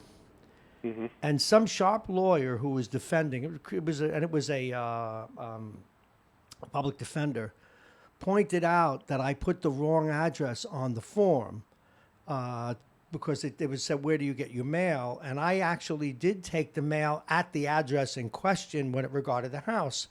And because I should have put on a different home address, do you know my initial case was thrown out? Yeah. I think they probably did that because they were dealing with a person who forgot where he lived. So they did. Oh, I hate you. Folks, don't hire him. Do you know what they call most of his defendants? Felons. Inmates. Hey, listen, Mike Duffy. Thank you so very much. By the way, he was going to be an undertaker, but then they found out nobody would die. So, listen, thank you very much. Mike Thanks, Duffy, Bob. you're the best. And if people need your good offices, where do they go? I'm downtown White Plains. I'm at located 235 Main Street, downtown White Plains, right next to White Plains City Hall. Okay, you can get right there, run right into the courthouse, and make sure that you have gold cuffs. All right, thank you so very much. Thanks, Bob. Take care. Bye. All right, you know who's next? Jake. Do we have a lot to talk about? Hockey trades. And I didn't know that one of my favorite basketball players of all time, Michael Jordan, he's the size of a house now. He's got to put down that knife and fork. Good grief. We got blue shirt stories. Garrett Cole pitched 98, and Yankee fans are running around New York City making love to one another. All that's coming up with Jake in just a moment. Jake, take the seat of honor. Jake Schaefer is going to join us, but first, a little bit of weather. Now, the thing about the weather today is they keep telling us it's going to rain, but it didn't start yet. But cloudy with periods of light rain. The temperature will be 50 degrees. The wind out of the east at 5 to 10 miles an hour. Again, it's 49 right now. Going to get up to 50, 51. Maybe. Periods of rain tonight. Drizzle and fog. The temperature will be 41. The wind will be out of the northeast 5 to 15. Wednesday, cloudy with periods of light rain. The temperature will be 47. The wind will be out of the east 5 to 15. And Thursday, windy with rain early, then mostly cloudy. The high will be 48. And Jake's segment, as always, is brought to you by Dominic's Fine Cigars, a licensed retailer with big selection, including Arturo Fuente, Padrones, and more. Dominic's Fine Cigars, located right here in Boston Post Road in Larchmont. We've got enough stories to go on for an hour, but always, and he even has his own theme music. Well, I created it for him because it sounds like when you score a goal in the National Hockey League, and we like to use this sound. It sounds like a lot of people suffering from the coronavirus. And with us once again, he took that seat. Okay. It's Jake himself. And now we put light on our subject. Did you or did you not follow the sports last night? Jake Schaefer, everybody. Good morning, Jake. Blue shirts. What's that? How about those blue shirts? Let's get to the blue shirts first. Were you surprised? I didn't know what was going on. At 11 a.m. yesterday, just kept hearing there was going to be a news, press I did the same conference thing, yeah. from the Right. Rangers. Didn't know what to expect. What did you think was going to happen? Well, first of all, I thought that they were going to trade Kreider.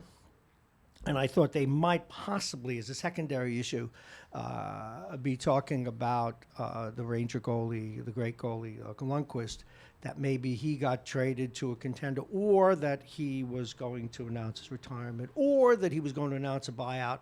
And then it was a classic bait and switch. All of a sudden, I find out that the couple of Russians were out there in Brooklyn, there's a huge, out in Brighton Beach, huge Russian neighborhood, a lot of great restaurants and stuff there by the waterfront. They call it Little Odessa, I think.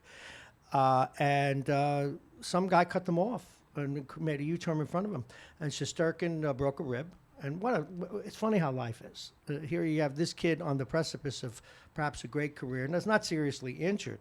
But as you know, in sports, it opened up the opportunity now for Georgiev to take over.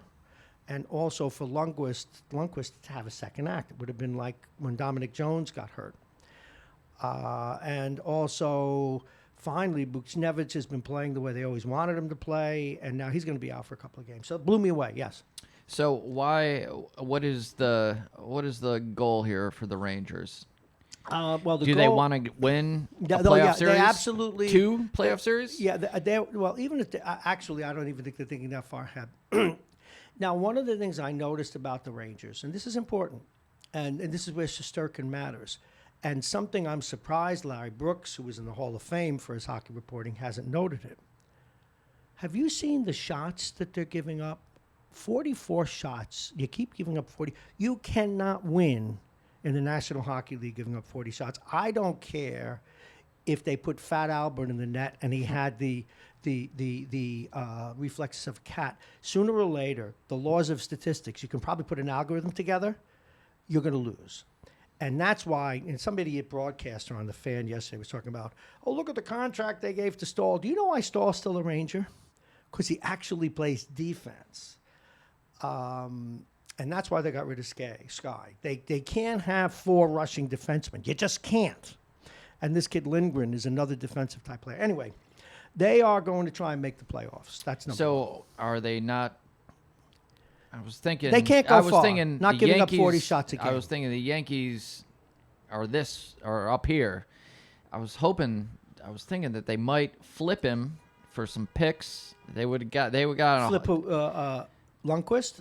They would have gotten a haul. You wouldn't get a haul for Lundqvist. No, you wouldn't get a haul for Lundqvist. No, Kreider. Kreider, yes. They would have gotten a haul, but clearly... And then re-sign him like the Yankees did with Chapman. Yeah, I thought of that too, but I think they wanted to make a go of it. They want to make the play. So they want to go. They want to go. They want to make one the series, 2 series. Yes, maybe 2 series. But again, they needed to deal with the salary cap. But But again, I was glad that they traded any one of their rushing defensemen because you cannot go far in the playoffs given 40 shots a game. Sorry.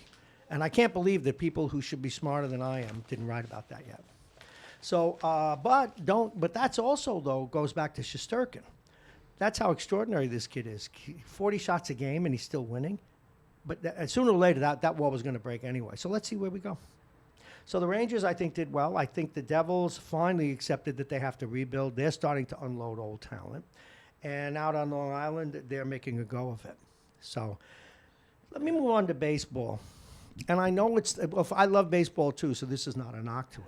I mean, really, New York Yankee fans are running around committing unnatural acts to one another because Jarrett Cole threw a 98-mile-an-hour pitch. What did they expect for $300 million? Stu Miller, who was a 55-mile-an-hour junk baller, by the way. What did they expect? I mean, what are they hopping around like crazy people for? Well, they've lost their two down, one to go. Severino. Who else? Severino, Jimenez. Well, Jimenez, yeah. You know what I can't get over? How all of a sudden it's like that guy didn't exist. They have the best PR department in sports, the Yankees. You know, they either have these wonderful stars or they don't talk about them. Very interesting stuff. He must have done something wicked to this woman to not even be in the papers. Must have hit her with a chair or something. I don't understand. But they are the odds-on favorites still to win the World Series. Because of Garrett Cole. Yeah, exactly. Okay. Now, I read a paper the other day, Need Your Analysis, and it was finally an honest story about Sanchez. They say no matter how many tutors they get this guy, he can't catch. He's just not a good catcher. You think it's that he's just not smart? And I know we're not supposed to say that about anybody, but you think he's just maybe a little dumb, perhaps? And that's a position that requires some brains. They taught him up for years in the minor leagues. They've given him the best coaching. Just doesn't seem. He's got a brilliant arm. I know that. Well, why don't they make him a designated hitter and throw him up there when they need it, like other dumb ball players? His bat's not appropriate. It's not appropriate. What kind of bat is? Only a power hitter? Big Papi. That's your quintessential. Did you hear the stupid things he said the other day? Of course. Yeah. Well, you know why? He should, because there's a guy that cheated himself, and we let him off the hook because he was and the such an whistleblower, icon. Mike Fires, I wish he would have had the guts to, jab a little back to Big Papi. Well, I think that they after what I read about what the Yankees were doing, I think everybody ought to shut up. And now there was a piece, I did it today. I'm going to see if you get out my magic paper here. Did it? Okay, Major League Baseball told a court that attempts at cheating are part of sports. They said in urging a federal judge to dismiss a lawsuit by a fantasy contestant. Now, that's true, it's a part of sports, but shouldn't they be dealing with it? What's the line? It really depends on what is the line. That's why we have laws. We have libel laws that where the criteria is malicious intent. What's the intent, and how do you define it? It's all about words. And that's in contrast to what can I just mix in a political issue? Sure. Carranza, the racist schools chancellor in New York, sends these documents to teachers saying that adherence and belief in the written word is a sign of white supremacy. So how are we going to write law without adherence? Can somebody tell me that? I went out to take a station at the station poll. Oh, you scared me. We're going to get wait. No, don't get to that yet. Okay. Don't get to that yet. Sorry to mix politics and that. I did have one other question for you, and then we'll get to your poll. I want let people wait for the good stuff. My man did a poll. We still have to get your Look NHL at this. picks. Look at this. I made plenty of time for you. I didn't like getting you off early yesterday. It's too good. What happened to Michael Jordan? He looks like the side of a building. He doesn't look that bad. Or is it just a bad... Guy's got to be, 55 years old? I'm in my 60s. I'm not the size of Manhattan. God. Camera doesn't lie. Ooh, cold, brutal, and mean.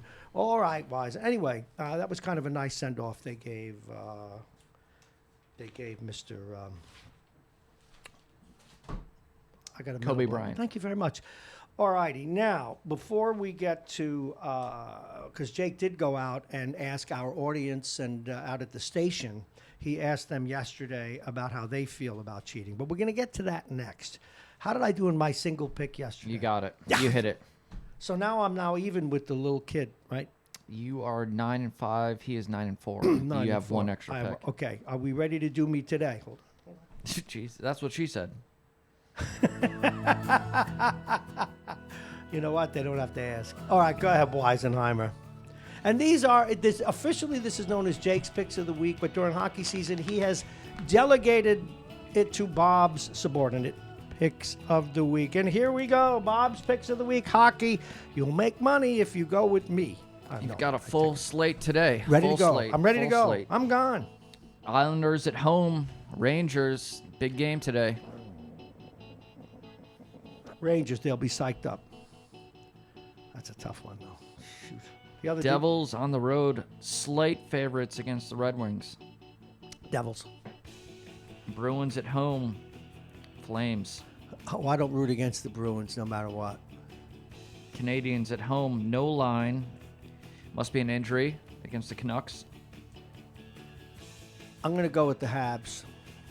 See, I never pick up on that. It's the Canadians. Oh, the Habs. Les Habitants. Yeah, Go ahead. Flyers at home against the Sharks. Flyers. Big favorites. Hurricanes, no line, at home against the Stars. Stars. Interesting. Stars are hot. Lightning at home against the Maple Leafs. Lightning. It's an interesting game. We're going to get 87 goals between. Are you going to watch any of these games? Are you going to be here? Some. I'll probably be. Today's a late day, but I'll watch some of it. Maybe the Ranger game. Capitals at home against the Jets. Ooh, the Jets could surprise, but they're not ready yet. I go with the Caps. Predators at home against the Senators. Shoot. Preds. Damn it. Blues at home favored against the Blackhawks. You got to go with the Blues, I'm afraid. All favorites, Yeah. folks. Did I do all? No, I think there was a couple. No, you got a couple. I got a couple. All righty, and it's time. Whoa, three more. Oh, no, go ahead. I'm sorry. Wild at home against the Blue Jackets. Your team, the Blue Jackets. Give me the Jacks. They're There ready you for go. a win. There's an underdog you picked. Coyotes at home against the Panthers. Coyotes at home? The Panthers are probably favored, though. Nope, the Coyotes are favored. Slim margin. Okay, give me the Panthers. There you go. Another underdog you picked. And the Oilers on the road. Slight favorite against the Ducks. Ducks at home. Oh, no, give me the Oilers, especially now. Who'd they pick up? They picked up a good defenseman, a defensive defenseman. That's another team needed that. The Rangers, just a little bit of insight here. The Rangers, the Maple Leafs, and what team did I just say? Panthers. Oh, yeah, the Panthers. They all have something in common. Mostly the Maple Leafs, the Rangers, and the Toronto, rather. Great offensive teams. They need work on D. You can't give up 40 shots a game and win. Okay, what else you got? Well, there's your picks. Full. I'll see if full we, board tomorrow. See if we can get the intern. You Wake see if him we can up. get him. Otherwise, tomorrow I'm going to be like 25-4 by the time the day is done. All righty, folks. Now, one of the things we started doing, and this is the kind of stuff that Jake works on in addition to other things he does here, is getting out on the train station and asking about these issues of the day. Wait till we do Bernie and Trump. All righty. You went out on the train platform and asked what? Should the Astros be stripped of their 2017 World Series title? Okay. And I did not get one yes. That surprises All me. resounding no's. Now, tell us about the types of people. Did you cross? Well, did you get men in suits, I women talked- in I business talked suits? on the one side that was going to the city, New York City. Mm-hmm. So maybe I should jump over to the other side and talk to the people Connecticut bound. And Okay, see but what, tell me what you came up with. everyone was. No, they should not strip the Patriots first. What did they say? Strip the Patriots. No, Let them keep their title. Hit them with baseballs. They were. What do you mean hit them with? No, give me one of the. Give me like the letters I get. Give me one of the. Someone actually said hit them with baseballs. Yes. Let them keep their title. Just hit them with baseballs. Throw at them. Yes. Okay. What else did she get? I did not get one. Yes, they should be stripped of the World Series Okay. title. I got a couple. I do Now, not did know. you follow up though on what they should do? See, Jake is still learning this for this radio. See, one end, if you ask them a question, it's going to get a one-word answer. That's okay, but you want to get them to elaborate and say stupid things like the one that said hit him with baseballs. I was.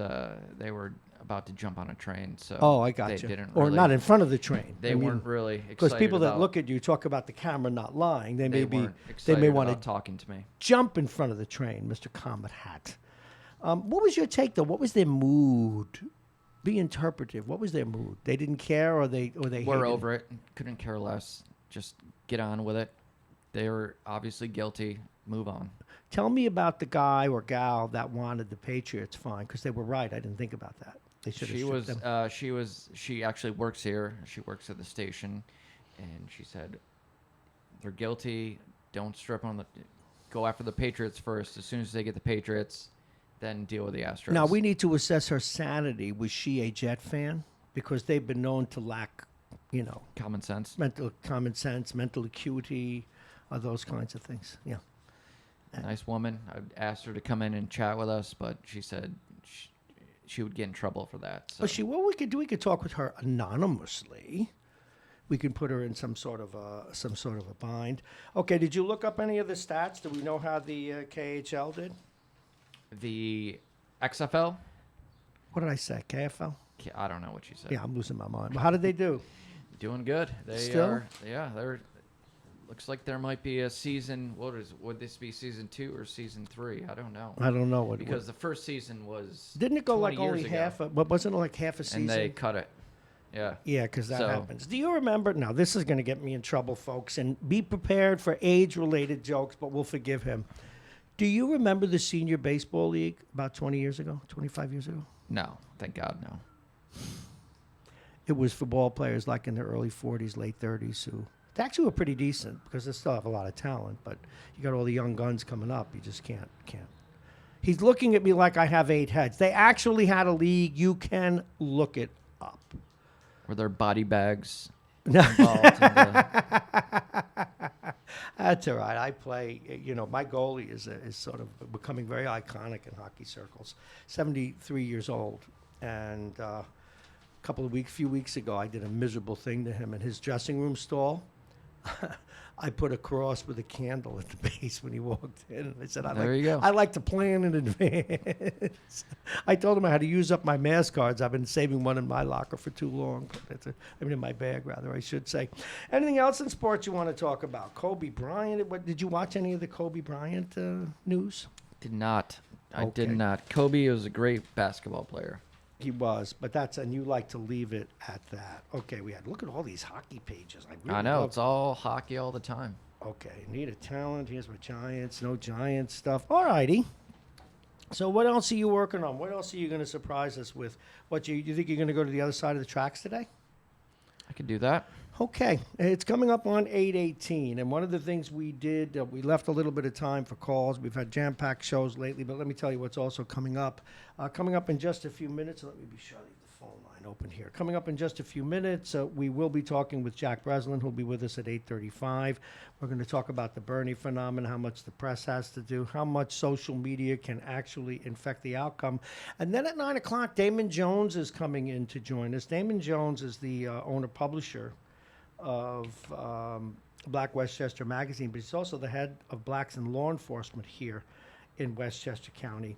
And he wants to comment on a story that we partially covered yesterday within the confines of Yonkers, which is the current district attorney now reporting on police officers with criminal records. And we'll get his take on that. Jake, So are you Go ahead. Are you a Bernie fan yet? No. No.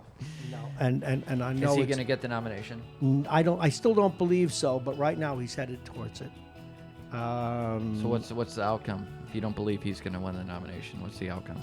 I still think that there's a shot for Mr. Biden, although I'm not impressed with him. and we'll see if Mayor Mike Bloomberg is able to get off the mat. He's got, none of these people, and I think I told you this, Jake. I wrote it. Every once in a while, I ghost stories for other publications, and I did a story for a golf website last year. I felt good about it because I was right. It was before Tiger won. And anything being on the planet a long time tells you is that people who are very successful, be they the Donald Trumps, the Michael Bloombergs, the Tiger Woods, they didn't get that way because they couldn't get off the mat. And I wrote a piece and I said he will win another major. And so 3 months later it happened. I felt really good. And I feel that way about Michael Bloomberg or anyone. That's what they look at President Trump. I mean, look what he's been through. Forget whether you like him or not. These men and women who are successful like that, they don't quit. Bob is not feeling the burn. No, I'm not. I'm not feeling the burn at all. I'm not feeling the burn. I'm feeling the bruise. All righty, stay right there. We'll be back in just a moment. If you want to call in, 914-222-3141. We'll take some calls here at 820. We certainly have a lot to talk about. Also, you can call us at 914-999-4006. 914-999-4006. And we need to get back to basics here as we take a look at our sponsors and talk about some of the other stories.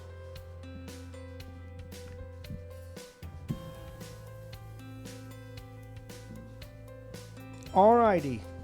We've got a call on the line. We'll take that call in a minute. We just want you to know that the top of the hour is being supported by pluginvirtualreality.com, Dominic's Fine Cigars, the law firm of Payne and Kahn, and Aging Issues Management. And that's cool. We have 2 calls. We'll try and get to both those calls. Let's first go to the one that called in on 3141. Good morning. You're on Radio Westchester. Thank you for calling. Good morning. I must pay you a compliment because this morning there was no red meat. No triple bogey. No. And by the way, we brought you up in the call. I don't know if you heard that. I didn't hear all of it, so I didn't hear that part, evidently.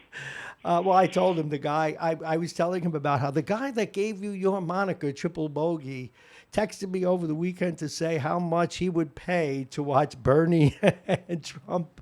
And then he called him Bernie Trump. Oh, it was great stuff.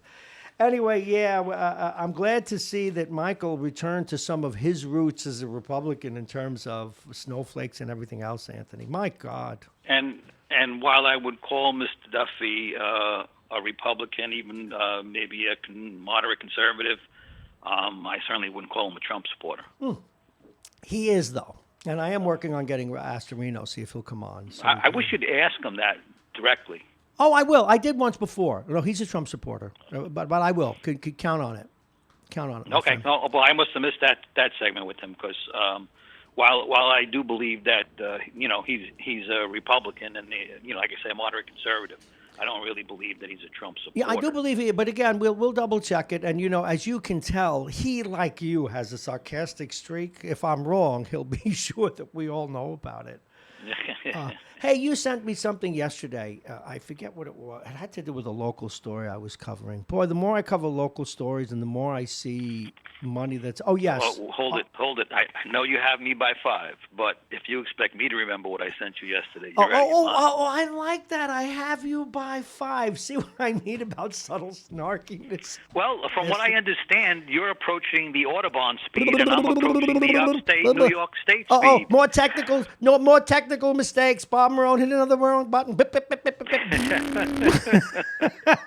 I hate you. You got to come in. We'll be on the air. You got to come in on that day. I deserve every amount of abuse that can be heaped on me on that day. Now, full disclosure, I will be. We're only about a week apart, too, Yeah, that's right. We can celebrate together. And, hey, has Tom from Pelham been feeling his own? You mean we can commiserate together? Yeah, we're getting old. Hey, we're still here, though. Listen, every day on the green side of the grass, better than looking up at the roots. It's, who former Mayor of Mount Vernon, Ernie Davis, put it to me best. One day he came in and, forgetting politics, he's a very, very likable man. And I said, hey, Mayor, how you doing? I said, it's good to see you. He said, Bob, it's better to be seen than viewed. Yep, absolutely. Hey, let's see who's on the other line. I'm trying to experiment here. Let's see if we put 2 lines. I don't go anywhere. Good morning. I'm in trouble if you're experimenting. Yeah, I know it's dangerous. As you heard a busy signal, I obviously didn't lock it in soon enough, but they heard that you were on the air. But yeah, I think it had to do with RXR and that new building that's going up. I can't remember what you texted me about, but it was. I don't know. I worry. I worry about local politics now. I'm looking at the kinds Bob, of all money. I can tell you is here's the problem I have with the development. And I was going to send it out, but you know what? There are people in New Rochelle who don't care. So why should someone like me care? Because you always have. You can't help it. Neither like I yeah, can't. I know. But at some point, you just feel like you're banging your head up against the wall. Or the microphone. But let me put it this way. There's a developer who received multi-million dollars in tax abatements. Mm-hmm. And now it's going back before the IDA board because the project has changed. It's become more expensive to build, and now they want more abatements. They want to increase their abatements. Now, do you think they should have a second shot at the apple because they decided for whatever reason, whether it's to maximize their profit, to get a second shot at increasing? Why would they add? Did they blow it in the first go-round? No, they didn't lower it. They got tens of millions. No. So why are they asking for? How are they justifying it? Because the project has changed. These projects, what people don't understand, these projects morph, and there can be what I call a bait and switch, although it's not a bait and switch in the hard sense of it. You can build a 27-story condo development, and it can take you 2 to 3 years to build that development. Now, you know how the real estate market changes. Every 6 months. Forget about over 2 or 3 years. Now, when that project is completed, if it's decided that apartment rentals are more profitable than the condos that you built, you can switch it when you file with the Attorney General. And then they want more tax abatements. Wow. Exactly. Wow.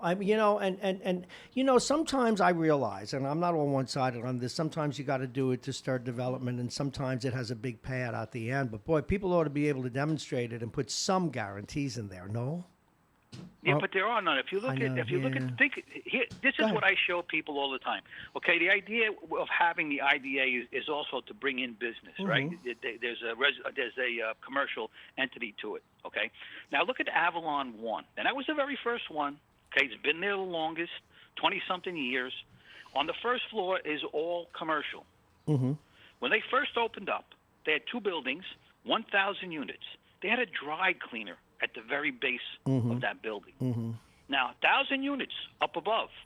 People getting on the train going to New York City back and forth, who we know are having their clothes dry cleaned. Yeah, They're absolutely. not washing them. Right. They couldn't make it. They closed up in a year. Why? Business is not there. Look at that same space now. You tell me. You've been downtown. You've been on the head of the Chamber of Commerce. How many businesses have gone in and out of that space? 4 or 5. It just doesn't stop. 4 or 5? 4 or 5 when I used to live in New Rochelle. Right. That's 13 years ago. Right. Wow.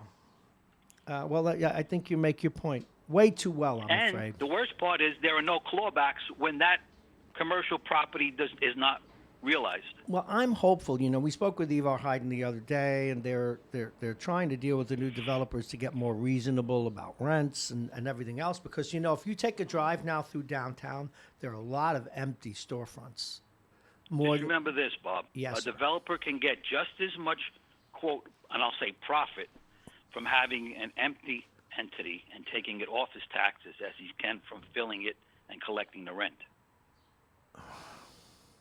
Well, now that You're I'm talking depressed, about major developers. You're not talking about mom and pop stores or no, I realize that. Owners, we're talking about who need to fill that space to eat. We're talking about big time finance here. We're talking and conglomerates cash flow. here. Yeah, cash flow.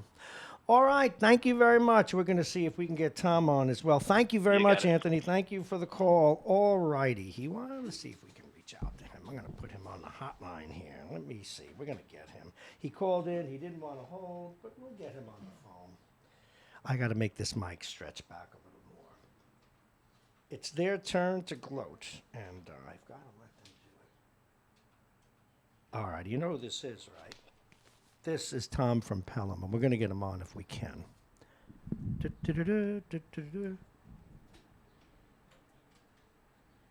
My call could not be completed as dialed. Tom from Pelham, if you're out there, give us a call on the hotline, or if anyone else wants to call in, 914-999-4006, 914-999-4006 before we get to Jack Breslin. And I did want to cover a couple of stories. Now, a story that's really making news, and I really need to get it back to the forefront. There he is. All righty, and we'll talk about it in a little bit, the coronavirus. But first, please welcome Tom from Pelham. Good morning, Thomas. Good morning, Bob. How are you? Very, very well. How are you, sir? I'm all right. Bob, how do I hold on? There's no way to hold on. No, there was. No, but that other line. You or I don't. No. You called on the right line. Oh, you have another line? Yeah, we now What's the other line? We're working two. I've got two. 999-4006. So you can use that line or this one, and this way I can put two on at the same time. That's it. We're expanding that. So anyway, what's on your mind this morning, young man?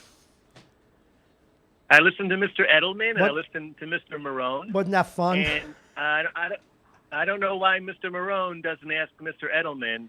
Mr. Edelman, you said Trump wouldn't survive the first year of his first term. I thought of that. Now you're talking about him. Yes, yeah, because we were having too much fun, obviously. There'll be plenty of time to ask him that. I think when someone is bearing their soul, Thomas, the rule of thumb is you let them do it. I think he so much as it was in what he said. I mean, now you were coaching Jake about interviewing and how to get people to talk. Yes. I wish you would have asked Mr. Edelman. So in a theoretical matchup of Trump versus Sanders, who are you voting for, sir? I mean, I know it's personal. Now I have to teach you about a tease. You're supposed to wait for me to answer that question, maybe in a week or two. Yeah, of course I thought of that question. But I want to let that simmer a while, because guess who's simmering with the same question? Go ahead. Who's simmering with the same question? Yes. You. Yeah, no kidding. So I'm going to let it simmer with him a while, because I don't think I have a choice. Oh, God, I don't think I have a choice. Oh, Lord, help me. What else is? Hey, listen, I want to make a couple of points. Yeah, I wanted you to do that, and then I wanted you to make some points about your aisles. But go ahead, please. Okay. So Bernie Sanders has co-chair, is a re-election co-chair. I don't know who the woman is, but she was on one of the non-stations that I flip to every now and then. Okay, fair enough. Just to be fair and balanced. Go ahead. And the moderator on the show said, how are you going to deal with the fact that Bernie Sanders is a socialist? Yeah. And this woman said, oh, no. He's not a socialist. He's a democratic socialist. So, Bob, once you use the word socialist in any sentence, there's nothing else that can offset that.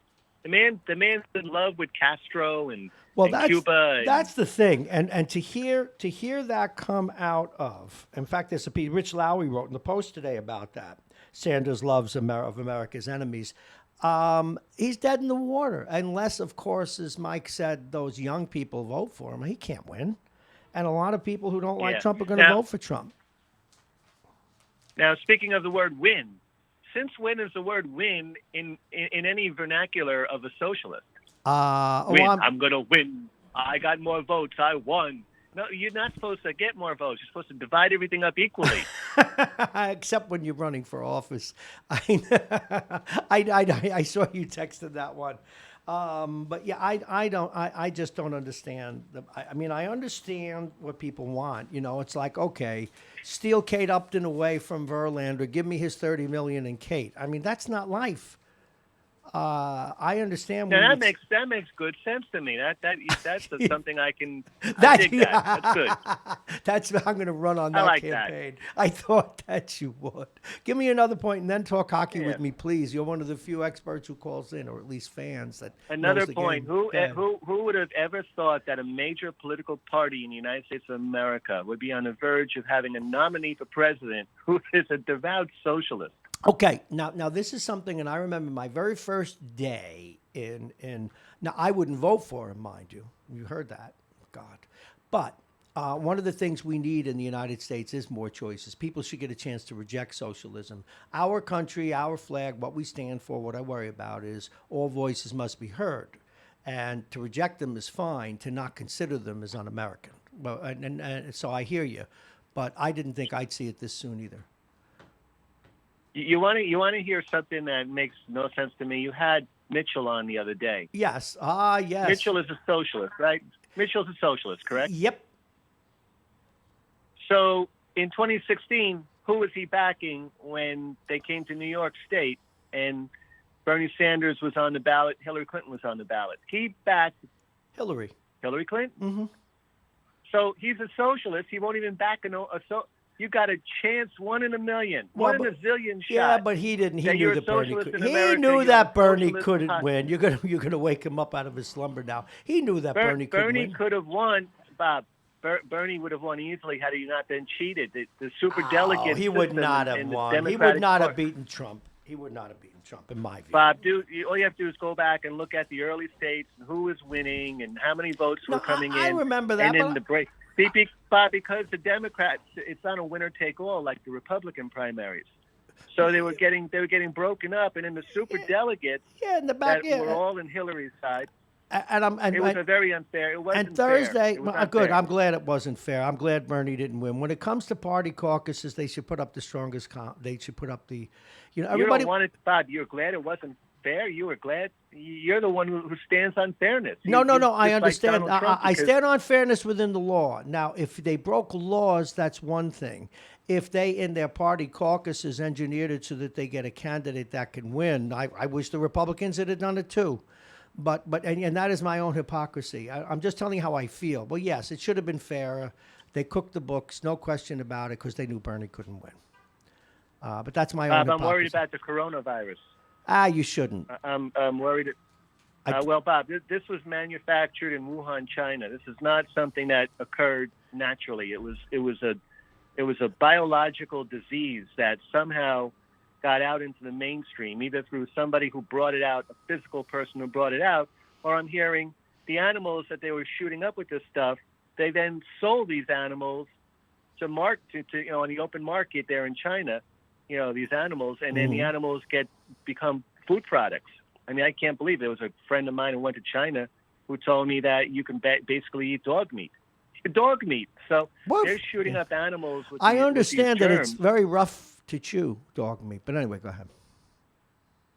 Well, I don't know. I think we should be very concerned about No, I think we should. But I did a lot of research. From the country of China. I think there's a reason for some concern. But I did a lot of research this morning because it really was the top story. I usually do a local story as a top story, and so we are probably we're just under what's considered a pandemic. But right now, even if it should become that, at this point, the fatality rate that they've calculated is 2%. So you don't want to be one of the 2%.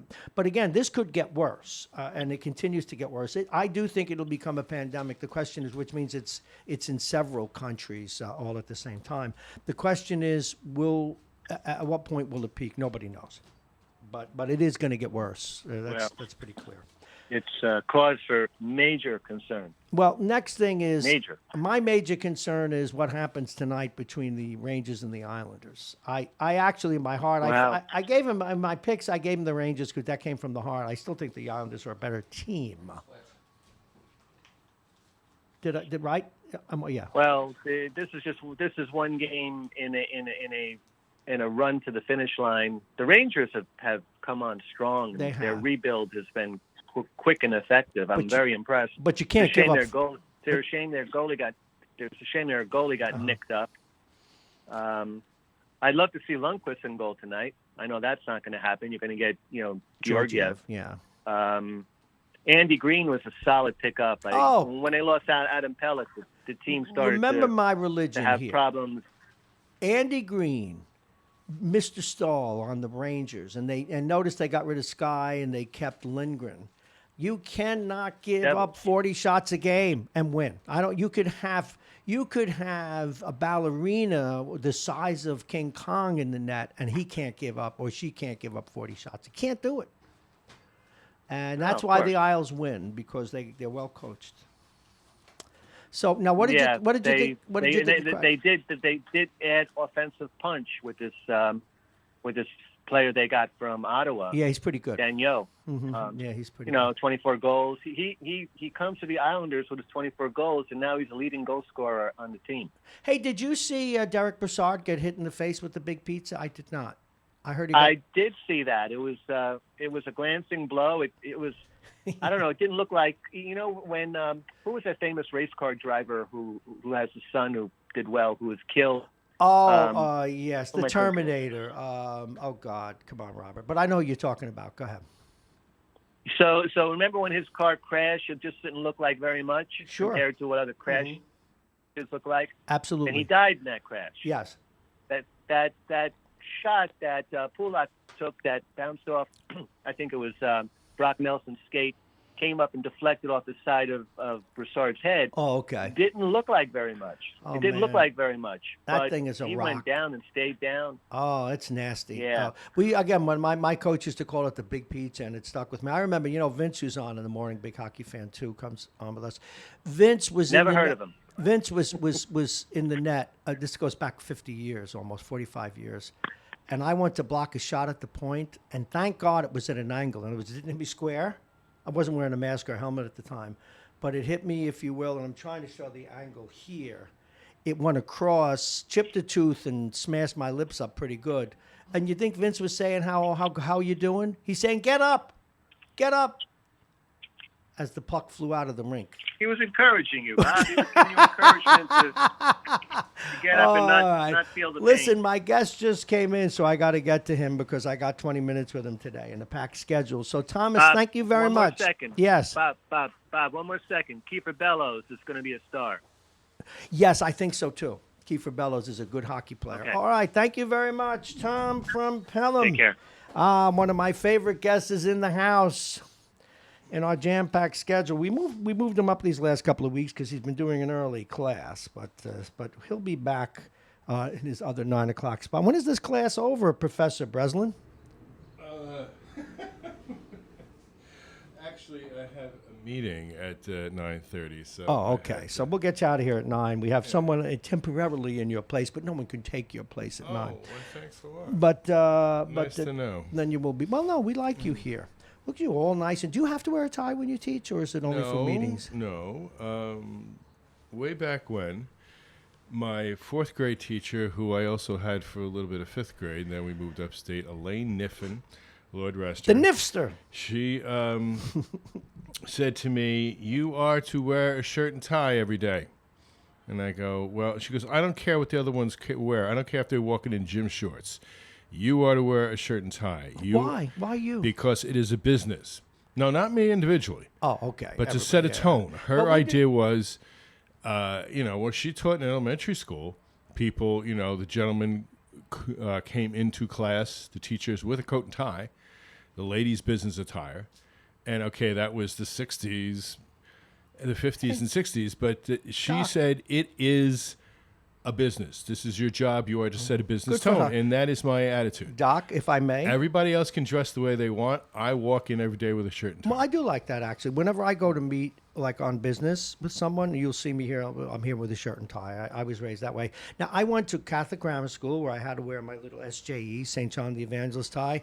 Now, I have a bifurcated high school story because in high school I had to wear a shirt and tie, but I was president of the senior class when we won casual dress in 1969. It was one of my legislative accomplishments, sir. Mm-hmm. Not jeans, but casual dress. That was a big deal in a Catholic school in 1969. Oh, yeah, but remember, high school, as you know, I went to the ultimate Catholic school, a seminary, and we had to wear a coat and tie every day.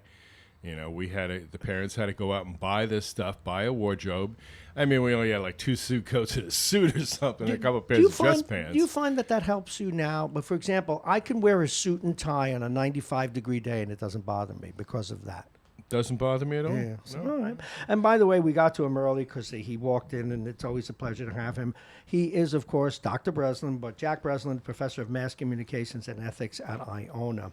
And I wanted to ask you about hacking and so forth as it relates to the election coming up, but also the phenomena that is Bernie. We had a political analyst on today who said a lot of that is being driven by young people who see the world very differently. Are you surprised at how he's winning, or do you think that that's going to change very much in future debates and or caucuses, et cetera?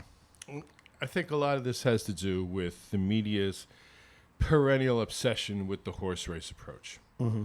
That you simply look at number of delegates and you have these charts and all these so-called polls, and it really takes away from the issues. You know, going back to that concept of public civic journalism, let the people decide what the issues are, and then let the candidates. Don't let the candidates set the agenda. And that is exactly what continues to happen. You know, somebody knows if they say something outrageous or they take some kind of radical stand on an issue, they're going to dominate the news that day, and that's simply what they do.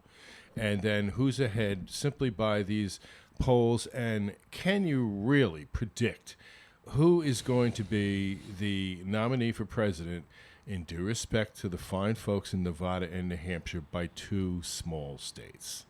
Okay. It's just far too early. Yet they ordain these people on these early results. And the road from New Hampshire is littered with presidential hopefuls who did not got the nomination and today are trivial Who did questions. not got. Folks, for those of you that expect good English from your professor, I apologize. Hey, it's 8:45, all right? I had to let you go. Jake is over there writing notes about it. All right. I need you to, if you would, Professor, look at your dark side, the PR side. Oh, Who yeah, the heck sent out my pick in the race, Michael Bloomberg, to that pinata exercise last week? And do you think it surprised him, or do you think he did a rope-a-dope, let me go out and take my lumps now and then move on? It kind of reminded me, not that, I was cognizant of the 1960 debate. I mean, I remember it. Oh, It was Nixon fourth you're degree. talking about. Yeah, that he considered himself to be an expert on television. Mm-hmm. So how the story goes, that he had been sick because he had an infected knee and he'd been in the hospital. He had gone out and campaigned the whole day in Chicago. Kennedy reportedly sat and listened to Peggy Lee records all afternoon. Kennedy had rehearsed with the 3-camera format. They went in and saw that the background was light, and they had Kennedy. It was being painted, and Kennedy wore a dark suit, whereas Nixon had the light suit. Kennedy had TV makeup. Nixon did not. So by the middle of the debate, Nixon was sweating, and he was slouching. He couldn't stand up because of his knee. They had the single stick on the lectern, and you could see him slouching. And he was shifty-eyed. He didn't know what camera to look at. So all of those combined, he did not prepare. He wasn't ready. And he didn't really, even though he thought he was an expert on television because of the Checkers speech and taking on Khrushchev at the kitchen debate, he really did not understand the media. But 60 years later, after all this history, after you and your kind, and I'm being facetious, obviously, but have mastered the dark arts to the point of not letting that happen again, a bigger calamity happened. How? There are times where the client just does not listen. And I wasn't there. I don't know Bloomberg. I never worked for him. But here's a person who's used to people doing what he says. He's another top-down guy. Oh, absolutely. And so, no, I don't need to prep. I'll be fine. And then you get out there, and what the client told you the whole time actually happens. Okay. Now, what do you think? That's my next guest. You can come in and take a seat. What advice would you have given him? First of all, I would have done some rehearsals. Yeah. That these are going to be the main issues that we're going to talk about, and that here is the possible things that could be said back to you, and have somebody playing each of the people. So, when was the last time did you ever do that? Have you ever done this before? This is a whole new format that you're not used to. So let's rehearse, and I will be Warren, and he will be Buttigieg, and we'll get somebody else to be Biden. Right. And these are the things. And, of course, they knew that his treatment of women and the non-disclosure agreements would be brought up. And you got to have an answer for that, and he didn't. Okay, well, and he did. But do you think he can survive this? I think he can. I think that they already shot their load in that particular instance. Sure. They can just keep repeating the same things. But it's still, well, that's the problem with these debates. It's just the same old stuff that as a reporter, you're sitting there trying to come up, okay, what's the lead? What am I going to write about this? What am I going to report? And sure enough, one of the candidates does you the great favor of saying attack somebody, and that person won that debate. Where in the long run, do these debates really even matter for the people of South Carolina, for example, to make up their minds? Now, can Biden rebound? I mean, if the president has come, I despise that he uses these little words to describe people. But boy, Sleepy Joe's sticking. Can he come back from this? It's with the horse race approach. Professor Jack Breslin is stunted here. I don't know. I don't know exactly what the miracle is going to be to put him back. However, Super Tuesday's coming up. You never know. He just could score in some states. Now, meanwhile, the appearance, and this goes all the way back to when he did not run against Hillary, that does he really have, as Hubert Humphrey allegedly said, the fire in the belly? I knew you were going to say that. You really want this. It just doesn't come across that he does. That, I'm doing this for my son, and, we got to get Donald Trump out, but I just don't see him as fiery as someone should be doing this. But we could turn around and he wins South Carolina, and he's ahead of the race. That simple. All right, let's go. We're talking with Professor Jack Breslin, Mass Communications. If you add it Ethics up, the delegates of state in South Carolina versus what have been allocated so far in Nevada and New Hampshire makes all the difference. Well, he is leading. He is leading in the polls there, and not quite what he was. That's where the polls are so deceptive. Okay, let's talk a little bit about the hacking, and in a very general sense. I was an open supporter of Barack Obama, and people knew it. But the one time I was very critical of him, and he deserved it in my view, was when he didn't do anything about Russian hacking. And so whether he felt that he didn't want to insinuate himself into an election, or that he, as many presidents have been, timid about that kind of thing because there's not much you can do in response, he blew it. And then, of course, by all accounts, the current president embraced it. Now it's happening again, but not only is it happening to support Mr. Trump, but at least it's out there now, it's now happening to support Bernie so that he will lose to Mr. Trump. How can we disabuse ourselves of this information as voters? Can we tell what's been hacked and what's not been hacked? That's my point. And that was the issue the last time, that people were seeing these fake ads and the ability of the hackers to sway the agenda and public opinion with these stories. And so one of the courses that I have been pushing among my colleagues, and is even being taught in elementary schools and high schools and a lot of our peer colleges, media literacy. What is media? How does it work? How do we understand it? How can we be educated consumers? And that fancy new word, prod users. Who? Prod users. Prod that you users? were a producer and a user. Oh, got it. Prod Okay. users. So you would have got one Call wrong. me a prod user. I thought they were fighting words. No, you would have got that one wrong on the exam. Yeah, I gave another exam on Monday for the intro course, and prod user was on there. Did you tell your But it was a students true false, that so a you could have moron guessed. radio host passed your test? You should have told them that. Embarrassed them into studying harder. Well, actually, I'll be going it over tomorrow in class, the corrected version of the Media and Law and Ethics test, so I can mention I took it on the air, David. that you, a gentleman C, shall we say? Oh, all right. So prod users, and what will this class? What would it contain? An educated consumer, an end user, and producer, since a lot of people produce their own media, of today's media, of understanding it, of where does it come from, how do we use it, how does it work, how does it not work? Makes a lot of sense, actually. Well, I hate to say it of I'm you, not the one who came up with the idea. No, but so when you look at the literature, if you did a search, you would find a lot being written about that. And in fact, in the course, we did a whole day, a whole chapter just on that idea of how we can become more familiar with how media works, not just who hosts what show or what's going to be on TV tonight, or who won The Bachelor or The Survivor. Is how does this affect us? How does it influence our view of the world, our opinions, our socialization? Now, Doctor, you mentioned really good stuff, but I've been having this informal poll that I've asked pundits and others. I'm going to ask you now. People need to be educated consumers.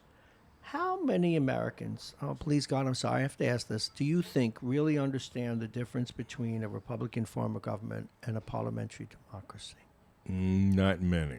That's a shame, because then they don't understand what's going on in their very country, what that flag they hang out their windows or put on the back of their caps. They don't even understand what it means then. But even when we were going on, all they care about is what they want. Was there, first it was called social studies, and then they switched it to citizen education. And then it was American history, world history. Wasn't it civics once? That was my next sentence. I used to think it was a suppository. That was kind of put in maybe, I think in the seminary it was junior year we had civics. And that was more the study, I guess you would say the study of American government, or how to be a good citizen. And so I don't really think we have a course like that now. One of my colleagues wrote an excellent piece for a law journal called Communication Law and Policy about why media ethics and media law is essential, not only for a mass communication major to get a job, but also to become a participant in our democracy. That it makes us aware of the necessity for free speech and free press in our democracy for it to properly function. So media literacy would also include that as well, an appreciation of free speech and free press. So, other words, we're going to be lambasted with all these bots and ads, and we just have to hope that people see through it, I guess. There's not much we can do about it now, since the government hasn't really dealt with it. Well, how much do we want the government stepping in that would become a form of censorship? That's what we've been wrestling with. Facebook has been wrestling with this. Google's been wrestling with this. And I know at times Facebook has said, no, we're going to allow all these ads in there. Well, your mantra as a free speech advocate has been more is better. Yeah, and the remedy is not less speech, but more speech. You also have the issue of when you start figuring out, okay, what problems are we going to address? Let's sit down, let's have some hearings, let's make some proposed legislation.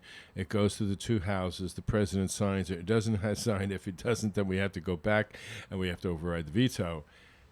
By the time we go through that whole process, the problem has gotten worse because the technology is ahead of the law. When I'm going over my syllabus in media law and ethics, I bring that out, the applicability and inapplicability of existing law to these problems. And so, for example, in obscenity and indecency, you're dealing with a standard that was developed in 1957 to address print publications and refined in 1973. And that is the current indecency standard for television, broadcast radio and television. However, does it apply to cable? Does it apply to the internet? One of the exam questions, or actually I've turned it into a written homework assignment, is developing a code of ethics for the internet, which of course is kind of a contradiction in terms because of the universality of the internet, that there is no one jurisdiction, there's no one country that controls it. Planet-wide. And no one global press theory But it also that will gives fit us license. Like probably once every 4-hour show, I probably use not a terrible expletive, but one I shouldn't. And for example, there's a terrestrial station that may want to take my feed soon, and I'll have to not ever use those very few words I do use again, but I'll have to follow my FCC standards. Now, you could not apply the FCC standards to the internet, obviously, because it's global. No, because the standard that you would set for here in the United States, how we go up 95 to 91, and we'll be in Canada in 3.5 hours. Okay. So it's not going to apply there. No, it's not. Well, Professor, once again, you have enlightened us. I want to ask you about one more item before we let you go to your meeting. We saw Harvey Weinstein probably rightfully get convicted of some stuff and acquitted of others, or at least not convicted. Same word, I guess, same term. How much does political and social pressure affect the outcome of trials? Now, I know that that's not your specialty, but in dealing with media law and ethics, this must come up. How much does it affect a jury? How much do you think it affects a judge? Well, there are various remedies that a judge has in order to prevent media coverage from biasing a jury. And I believe in this case, the voir dire, the questioning of jurors, was adequate enough for that particular remedy. You know, the others is moving the trial someplace else, but with the attention given to this trial and Weinstein's case and the media coverage given to it, was there any place in the Southern District of New York or New York State where you could actually find anybody who had not been aware of this or be biased one way or another? And they found 12 jurors and 3 alternates who could. Okay. Professor, while you're here, I'm going to introduce you to someone. He is a publisher. He publishes Black Westchester Magazine, and it's a magazine, but it's also a local paper that really covers Mount Vernon and Westchester extensively. And he also is the head of Blacks in Law Enforcement here in Westchester County. Professor Jack Breslin, meet Damon Jones. Professor, nice to meet you. As one, he has to go to a meeting today, so you slid into his usual spot. So everybody, this worked out very elegantly for us.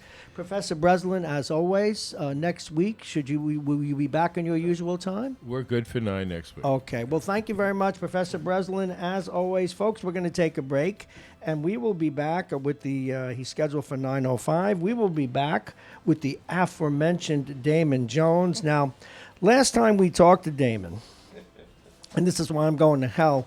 He is on a diet, a vegan diet. You stopped? No, it's lifestyle. Vegan lifestyle. And I understand that he's the reason why the Arizona rainforest is being depleted. I'm going to hell. I have to do the weather. All righty, let's take our last look at the weather this morning. The weather is brought to you exclusively by United Hebrew of New Rochelle, voted one of America's best rehabilitation and senior care campuses, and it's right here in New Rochelle. You can move over to the left, sir. Right here in New Rochelle. I'm going to hell. Voted one of America's best rehabilitation and senior care campuses, and it's right here in New Rochelle. Visit uhgc.com. They keep telling us it's going to rain, but it hasn't happened yet. Fake news! But actually, I think we will get some rain. There he is. It's right now 49 degrees. It's not going up only because it's cloudy, but it's overcast, but we will have some little light rain a little later today. The temperature holding at 50. Tonight, periods of rain, drizzle, and fog. The temperature will be 41 degrees.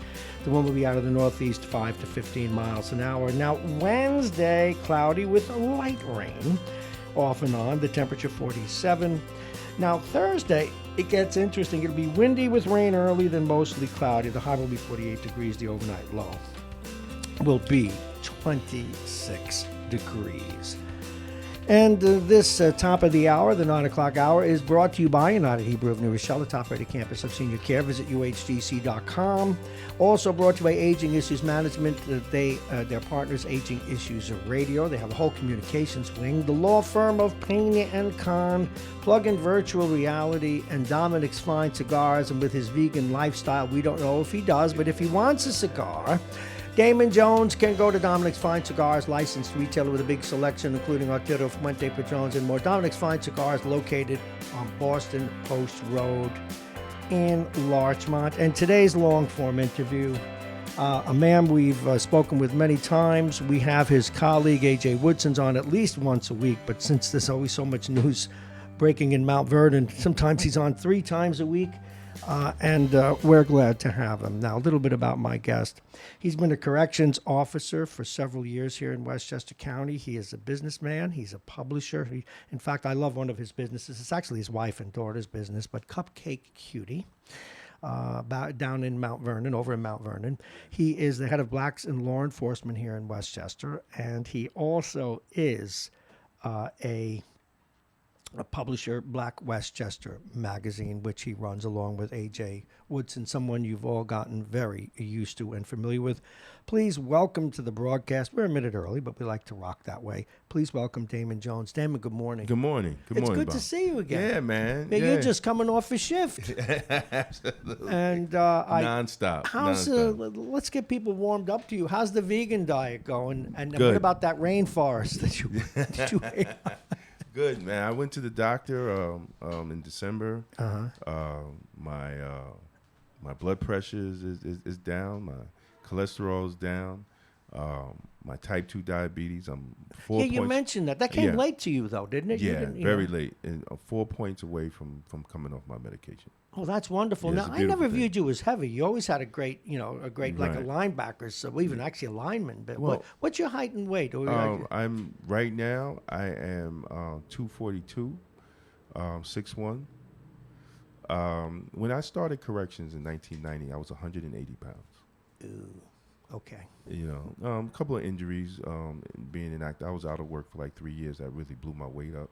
Wow, but did you get hurt on the job? Yeah. Oh, I'm sorry. Yeah. So things happen in life, but we have to learn how to change our diet and change our actual lifestyle and how we eat and how we exercise. Also, being on midnights is really sometimes it's hard because you're I've on done the that in radio. Yeah. inactive shift. Yeah. You come home, you want to sleep, so you're really not exercising. You're really not. And then doing- you're eating sometimes before you sleep. exactly, and sometimes you eat all night to stay up. You eat all night. Oh, well, You you know, know. whoa. You eat all night to stay up. On this, no. I'm glad. Yeah, I mean, it's a habit. The wife It- gets up to an empty fridge. The Well, kids, yeah. Mommy, no Well, I'm talking- breakfast. well, Daddy was. well, I'm speaking at work. Yeah, of course, You talk to okay. a lot of people that work the wheel I did or the work same night thing. shift. I did They the same nibble, thing. You're they right. nibble No. all night. I used just to. There's that red dot, whatever it is, red Chinese restaurant. Right. They open all night, so I used to be ordering food when I did the night shift at Ex- WVOX. Exactly. So the lifestyle and being a correction officer is a high stress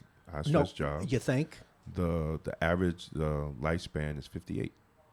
Is that right? 58 for the average lifespan of a correction officer is 58. The average death after retirement is 18 months. Heart disease, heart attacks is the number one death of correction officers. So, these are things that we need to look into in law enforcement. Law enforcement is a high stress job. Well, period. is suicide as it is in the police ranks? Is that common too among your rank? Not as much. Mostly with the heart attacks and those kinds yeah, of things. not So as thank much. goodness you grabbed the bull by the horns. Yes. Or should I say the grapefruit by the stalk or something? Exactly. Right, exactly. And we need to talk more about health and healthy living in healthy lifestyle in law enforcement itself. Because we are taught to be big and brawny and Now, did you work out to get? Because when I met you 5-7 years ago, whenever it was, you were big, but you certainly weren't fat. Did you work out, or was Yeah. it just God gave you that body? Yeah, no. I'm telling you, I was very skinny. I had muscle, but I was. Look, you can't be that big at 100 and 180, 190 No, pounds. but you can be hard though. Right, exactly. But over the years, Yeah, I get it. when you get inactive, you're not doing as much, and you're not doing things. You begin to gain weight. So the diet's working out for you. Absolutely. Now, do you mix any meat in anymore? Or no. No, I don't even eat fish. You don't even eat yeah, fish. No. So my tropical tank over. No, I'm just kidding. It's It's just safe. safe. He grabbed in with it. Definitely. So every meal is. What's your favorite vegan meal? A salad. I have a saying: God is in your vegetables, right? So vegetables, your fruits and vegetables, they're live organisms. When you buy them, they're still alive when you get them. And why would you put dead animals in a live body? It just doesn't make sense. Because it tastes good. But anyway, Exactly. Now, what about where do you get your protein from? Beans and Beans. such, and Beans. legumes Well, they call them. legumes. The Yeah, official absolutely. tofu. No, I really don't eat a lot of tofu. Right. Okay. I really don't eat a lot of tofu. I like to eat a lot of legumes. I put 'em in my like beans salad. too. Yeah. Do you have any particular type, like those little red beans? I like kidney- I like the chickpeas, black beans. black beans. I yeah. always get black beans, like with my Chinese food, which occasionally has chicken and beef. but we Yeah, won't go yeah. there. The white beans. I like all type of. I buy all Diverse variety. Yeah, beans. exactly. and I put them all in the salad. I'm Well, putting good them for all in you. the It's salad. good. Glad you're taking care of yourself. Now, AJ, I saw saw a picture of him. We got to get together. He lost some weight Yes, too. he's doing real good. And I'm so glad I'm- he's taking care of right, himself. and He's a wonderful human and I'm being. I glad know you that know he's- that. Yeah, I'm glad Yeah. that yes, definitely. I'm glad that he's going down that road. Taking it step by step. I don't think he's quite vegan though. I mean, No, have no, you no, ever no, passed the absolutely not. pizzeria with him? his eyes glued to the stuff. No, it takes. You know what? It's a day by day process. It's definitely it's a day by day process. Well, good for you. And I'm even learning how to make. I made vegan fried chicken. Right. Put it online. Whoa, back up. People went crazy, man. Vegan fried chicken. What did you have? A fake chicken? In there? No, Fake- you make something called seitan, which Who? Seitan. Say it again. Seitan. I know. It's a mixture of sometimes people use flour, seasoning, and they mix it up into a dough. You boil it. Oh, I get that. So you almost have like the crispiness, but and then you fry it, and there's no animal in there. Right. But you got to be careful what you fry it in too, because Right. that can't be Exactly. good. Yeah. Exactly. But those for the people that they still eat meat, but you want them to try it, and you got to go to where they're at, Okay, now I'm going to go there only because, and it's a little humorous, but I actually mean it. You go, sometimes your mom or your grandmother, whomever, I don't know who's still in your life, we're not your spring chickens Right. anymore, but you go visit her on Sunday, and Right. there's a big roast beef on the table with mashed potatoes with the little hole in it so you could put the gravy. What do Right. you do when you walk into a family kitchen and you I look just at have to ask where the vegetables are at, But I think You don't face plant yourself in the mashed potatoes and gravy. 'Cause that's my problem. I would have the mashed potatoes. Put a Oh. little salt and pepper on it. Okay, but not the gravy. No, I wouldn't have to get. Depending on what the That's- gravy. that's discipline. Depending on what the gravy is cooked in, but and I tell people when we talk about my mother, man, if I would have knew what I knew now, Oh, all of us. my mother Sure. would still be alive. Yeah. Oh, I'm sorry. I did not you lost your mom. Yeah, she passed away. She was the inspiration for me to start looking into this. Well, that's good. And being certified as a vegan health coach. You Being are certified. yes. Well, I'm getting good Yeah, advice yeah, here. Yeah, And exactly. I'm glad we had a few extra minutes to go through this. Exactly. So I have my certifications as a vegan health coach, I have a health and wellness coach. So and I'm working on. So I add this to the lexicon of all the other things that you do. Exactly. I'm working on addiction coach too, because food is an addiction. No kidding. If we understand addiction, we can understand how we can separate ourselves from bad food. Wow, good for you. I'm going to one more comment on this, and then we'll get into why you're here. It's only 9:11, and I'm glad we got to you early. Damon Jones, our guest, publisher of Black Westchester magazine. It's so many different titles, but he's also a head of law enforcement, blacks in law enforcement here in Westchester. He is a corrections officer himself, a businessman, and now we find out a certified life and addiction and vegan coach. I went through a similar period in my mid-40s when you go to the doctor, and for the first time, you haven't taken a pill all your life. You need blood pressure medicine, you need a statin, no blue pills yet. And so I lost 30 pounds. Right. And it's funny what you remember. I was watching Home Alone 2, a Christmas movie, Right. and there's the scene where Macaulay Culkin has the pizza. The open pizza steaming. He's leaving. I almost bit the television. Oh, absolutely. Oh my God. Absolutely. Anyway, so cheese, man, cheese. Let me tell you. Oh God, cheese is Cheese. Yeah, it's a sin. I could do without the meat. I could go without eating, but that cheese, that craving for cheese, is something something beyond, and that's the addiction. I mean, that's the addiction, and that's what we have to look at also in changing our lifestyle is addressing our addiction to food.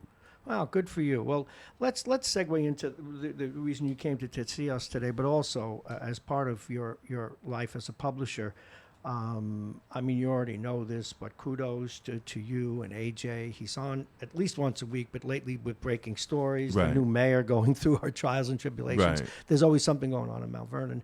But now you took an interest in a story that we've covered. Hesiaris covered one aspect of it going on in Yonkers. And, of course, we covered the announcement by the DA and some of the controversy regarding his publishing the names of police officers with criminal convictions on their record. And I'm not sure if they, in trying to weave through the details, if it was just convictions versus allegations, et cetera, et cetera. What is the story as you see it, and what are your concerns about this? Well, my concerns, first of all, it has been a trend with a lot of the district attorneys throughout the country, in publishing what they call a bad cop list, right? But usually it's for cases, it's for their credibility in cases, from the arrests to the collection of evidence to the testimony. I agree in the bad cop list. We are professionals, right? And we are paid by the taxpayer. Yes. Our benefits are by the taxpayer. We are certified by the state.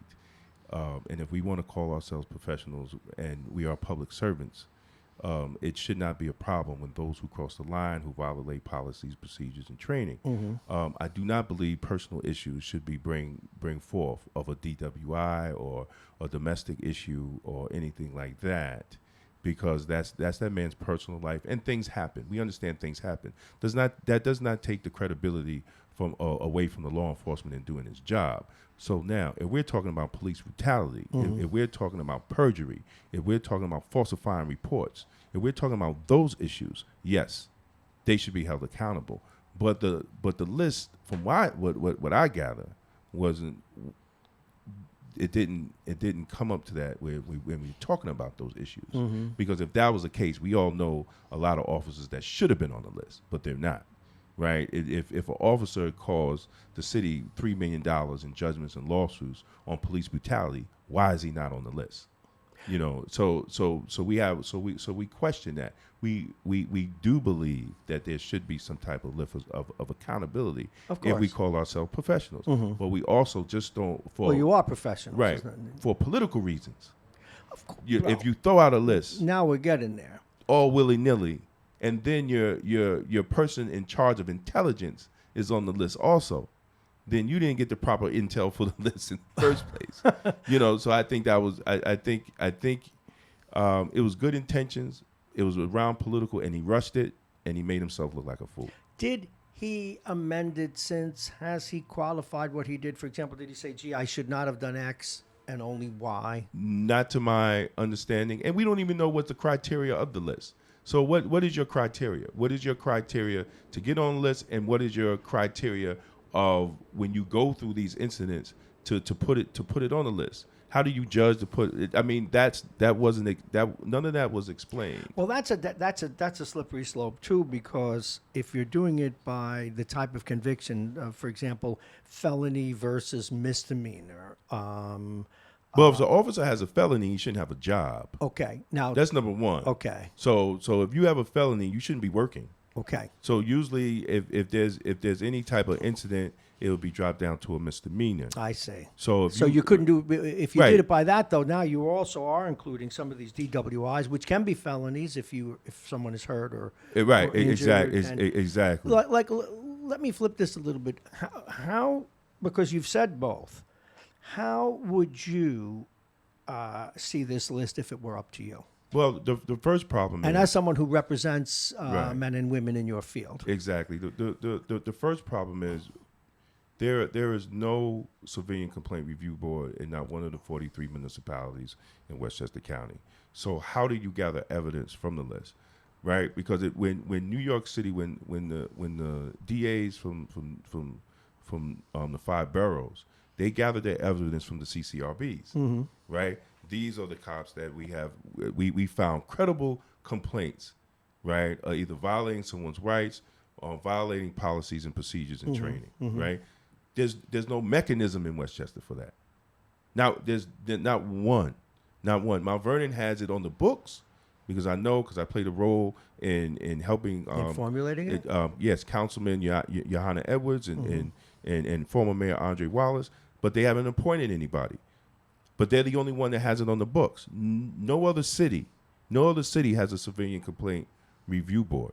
So there's no way to track these incidents because there's no type of oversight. Now keep in mind, I'm going to hold you to that word. They use the word incidents. Now, right. Incidents don't belong in the public view until vetted, or should they be? No. Because otherwise, you'd have all exactly. kinds They of have things. to, and that's what I said. They have to be vetted. So what is the process? Did you vet these incidents, or did you just got a printout of all the cops that went to court and just said, "Yo, we just gonna put it on the list, just to have a list." And what is the vetting Well, process? then that becomes political in that instance when you're just Exactly. putting the list out. Exactly. Now, has your organization, or have you personally, because you're well known here in the county, have you talked with the DA about this? Have you reached out to him? Well, we reached out to him for so many other different incidents, and the fact that there's need to be oversight. I haven't been shy. The shy is not something that comes to mind on in dealing saying that with we Damon do Jones. need a mechanism of oversight. We suggested many different options for the county to have different type of oversight, and it just didn't happen.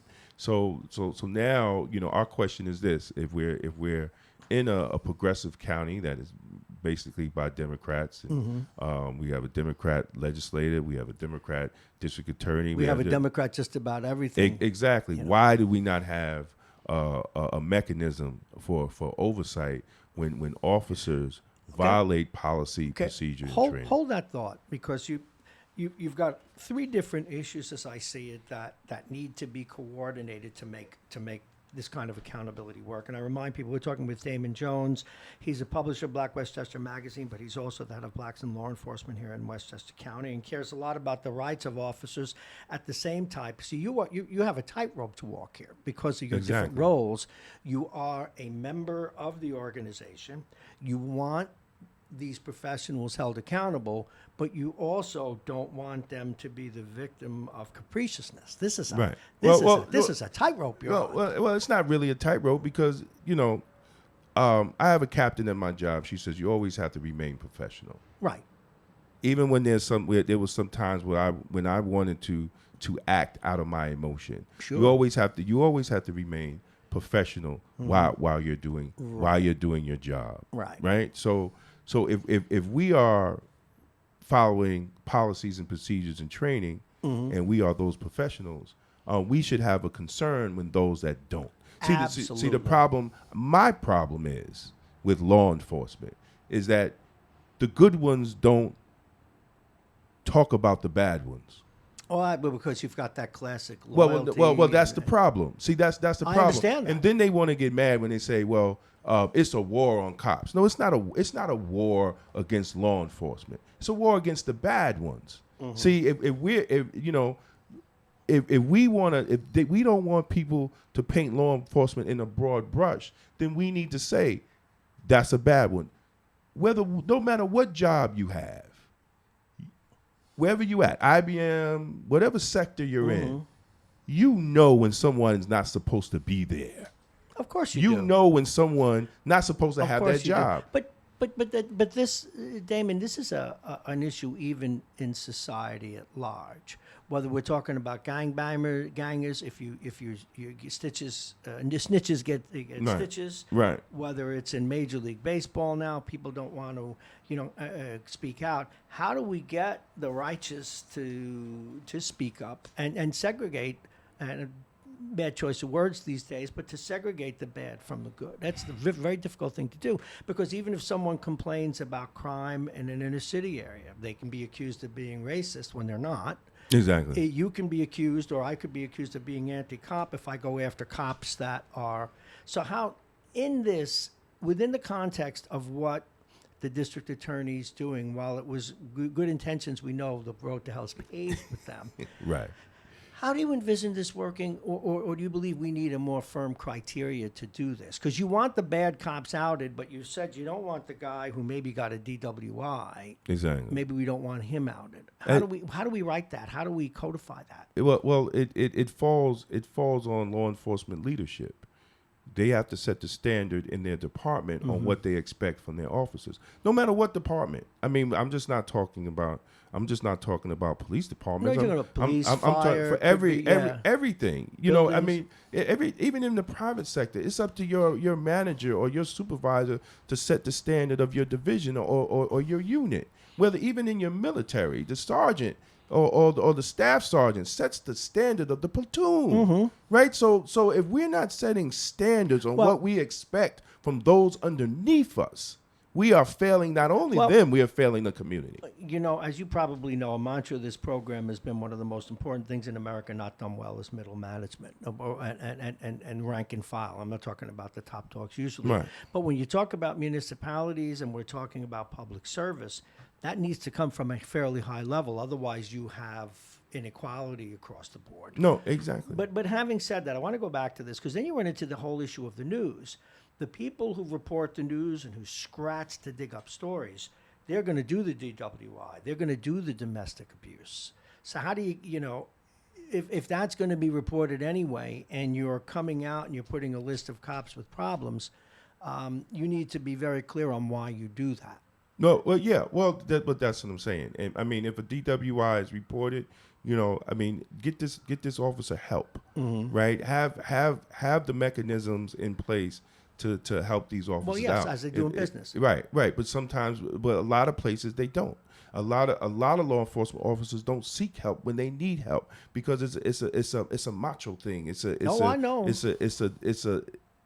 It's part of the culture not to seek help. You don't think that an officer that sees dead bodies, blown up heads, dealing with people with issues, right? Or a correction officer that for 20 or 30 years has been locked in the same cell as inmates. I don't know how you do it. Right? You don't think that some of them don't need help? See, this falls right on the backs of these elected officials that have failed law enforcement officers when to help them in these situations. And then that's why you see a rise in suicides among police officers. That's why I went there earlier. Because these elected officials are not showing them the help. Look, I could go both ways, right? I could talk about it both ways. I know. And the fact of the matter is, the elected officials are failing the law enforcement officers because a lot of them do not get the help that they need. And they're out there with a badge and a gun with the authority to shoot to kill. Yeah. And that's why when we teach young people now, we teach them how to survive police confrontation because we tell them, you don't know the mindset of that officer. You don't know what he's been through that up. day. You don't know if he got caught cheating on his wife. And you don't know if he goes home and he's made to feel like nothing, and the only time he has power when he put that blue uniform and put that badge on. Yeah, it's the only we don't time know he has power. if he went home that night and found out his wife was cheating on him. Exactly. And the edge that puts him. Well, exactly. Of course, but so that. As with all dramas, because this is a dramatic issue, the issues are complex and they're detailed and they're layered. I always think about that. I think, particularly guys, I don't know about women, and that's to be fair and honest about it. I think they're a little more sane when they drive, but I've acted very foolishly at times when someone cut me off or vice versa. Your flight or fight response. And then you say to yourself, my God, what if that guy had a gun? Or what if that guy had the ability to shoot me? My God. That's scary. So I can see why you prepare people to do. In fact, I teach my own grandson. You get pulled over by a police officer, you put both hands on the top of that wheel. You put him right on the wheel, and you say yes, sir, and no, sir. And even if you think he's out of his skull, get a lawyer to deal with it later. Do not take it up then. But okay, so you've created, as almost you were writing a play here, quite a number of conflicts. Right. Outing the bad cops, but understanding that the good cop who's on a bad path needs help. And then what the role of a civilian complaint review board might be. Right.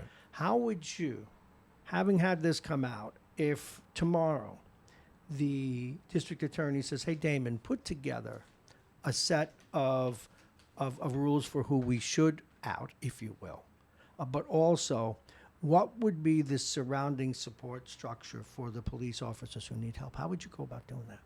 Well, I mean, if you're looking at the surrounding support for those who need help, there's other organizations that are able to do it.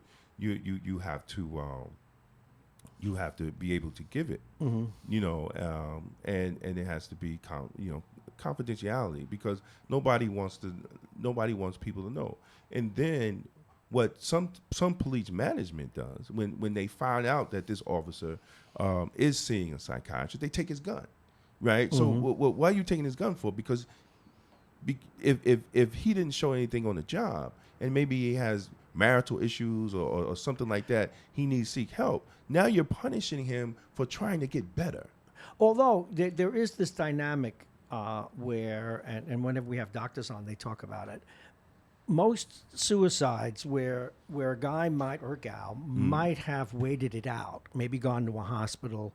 A gun makes it too easy to kill yourself. It's easy, it's quick, and if it's done right, it's painless. No, look. Yeah. So that's why they take it away. Right. Well, but you don't know what they're taking, but you don't know what he's going for. Well, that's true. Like sometimes, oh my God, Officer so and so, we're just going to take his gun. No, pull and ask him. And then get a clearance from the psychiatrist. It's not hard. You put the paperwork together, the psychiatrist clears him. No, he's not going for this. He's going for that. And clear him. It's as simple as that. Because that's why a lot of law enforcement officers don't want anybody to know or don't seek help. Mm-hmm. Okay, so that's some of the peripheral things to support to give that person help. Yeah. Now, let's get back to if you were working for the district attorney right now and he empowered you to create a standard, a list of behaviors and or convictions, because that's a word. And someone's been charged with something is a different thing. How would you separate it? How would you delineate it? Well, first of all, you would look at I would look at if there's credible vetted complaints of them violating policy, procedure, training. Number one. Okay. Now, we have to start with that. We have to start there. For those of us who are lay people, is there a criteria for that? Because you also don't want to accuse a guy or gal of something they didn't do. Well, that's what I'm saying. Is there? You have to vet that. Look, New York City has the CCRB. Right.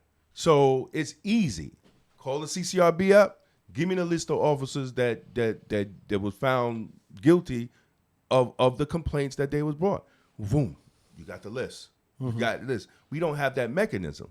So for right there, you have to start with that. What I'm hearing is you think we need in Westchester County that review board, a civilian complaint review board. Should it be on the county level or should it be mandated at each city or municipality? Because we have 87 police forces. Exactly. Well, the way it's structured, the way the county is structured, you can't have it on the county level unless the DA's office is going to do it. Okay. Well, right. Then unless the DA's office is going to do it, because if the DA office doesn't do it, you have to go to each municipality to get them to do a CCRB, and then within the legislation of the CCRB, they turn over the findings over to the DA's office or to the Department of Justice if it's that egregious. So that's how it has to be structured.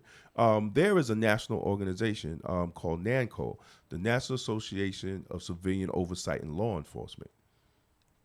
And then you get and then you can follow actually national standards on civilian complaint. There's national standards on civilian complaint review boards. But nobody reaches out. So let's take this. We gave you this magic wand, and let's say that we had a CCRB set up at the county that followed the criteria of NACOR. Right. Okay. See, I'm learning. I'm not a bad learner. It actually happens with this tiny brain. So let's say we do that. Now, would those complaints be the only complaints that the DA should be putting out there? What about the people who are convicted of different things or charged with more serious things? Let's take a look now. I want to juxtapose what you would see from what the DA did. But no. Here's the thing. Did being off duty and getting a DWI, does that take the credibility away from that officer from his arrest on duty, from his arrest, from his testimony, collection of evidence? Does that take away? No. Then although he's not a celebrity or she's not a celebrity, but neither does it in baseball or hockey or Right, basketball either. right, but right, they but report them. right. But it shouldn't be. What you're saying is it shouldn't be coming from law enforcement. If a newspaper picks it up, Exactly, that's their that's business. it. But you don't say he's a bad cop Right. because he got a DWI. That has nothing to do Same with thing his with job. domestic issues. It's right. That has nothing to do with his job. Okay. Has clearly nothing to do with him being a Okay. officer of, So of let's the law. let's take them out of the mix right now. Now, what about some of the other things that were reported? Did they have were they more along the lines of something that would have come out of a CCRB or a NACOL? Well, I saw criteria? like trespassing and stuff. I don't like nobody is going to like who's going to the CCRB if a police officer is trespassing. Like I don't understand because I don't even know how he got that charge. So because That's what crazy. I'm trying to do is I'm trying to because that becomes too easy. That becomes too shotgun. Is really what I'm hearing you say. Right. What you're saying is what should be reported are cops that misbehave in their formal duties. And in their Exactly. formal duties, abuse their power. Exactly. And break the law within the context of their jobs. Exactly. Okay. What Like- about if a like- cop robs a bank? Well, that's moot because then he's gone anyway. Exactly. Like the officer in Peekskill. He violated the public trust in doing what he was doing to that woman. Oh, Well, God. on duty. Yeah. On duty. That's it. But then you find out that he had complaints. Right? It's not new. And when you see that, most of the officers that you catch, you find out that they have a history. Oh, it's not their first rodeo. Yeah. Exactly. Now there's exactly. I But forget because who- we don't have yeah. that mechanism, Well, I forget who he is. The press keeps up on some. There's one police officer, and I don't know his name, so I can't proffer it. But I guess out of Mount Vernon, who's cost the city millions of dollars. Market Chuli. Is that him? Now, Yeah. And he's still on the job, I understand. Well, I heard he was suspended. Okay, he was suspended. You got to be like that. Okay, we got to take a quick break for a station ID. What I'd like you to think about is. And he wasn't on the list. No, I know. Well, that's my point. That was exactly my point.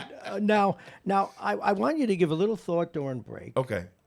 To what would be a system that we could set up that would meet the obligation of a DA trying to do the right thing and show which cops are misbehaving, and also meet the criteria that a union would be comfortable with, that professionals such as yourself who want to help your peers accountable would be comfortable with. Okay.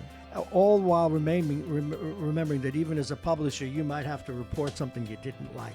Right. When we come back, we just got to take this quick break.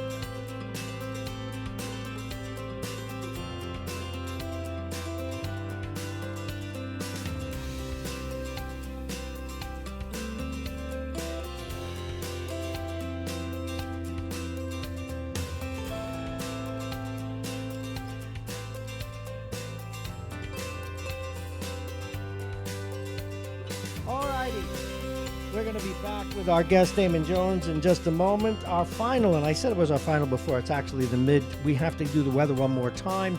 It hasn't started raining yet. They keep telling us it's going to rain, but it rained to Jovan. He came in to visit us today, Jovan C. Richards. The weather is brought to you exclusively by Night Hebrew of New Rochelle, voted one of America's best rehabilitation and senior care campuses, and it's right here at New Rochelle. Visit uhgc.com.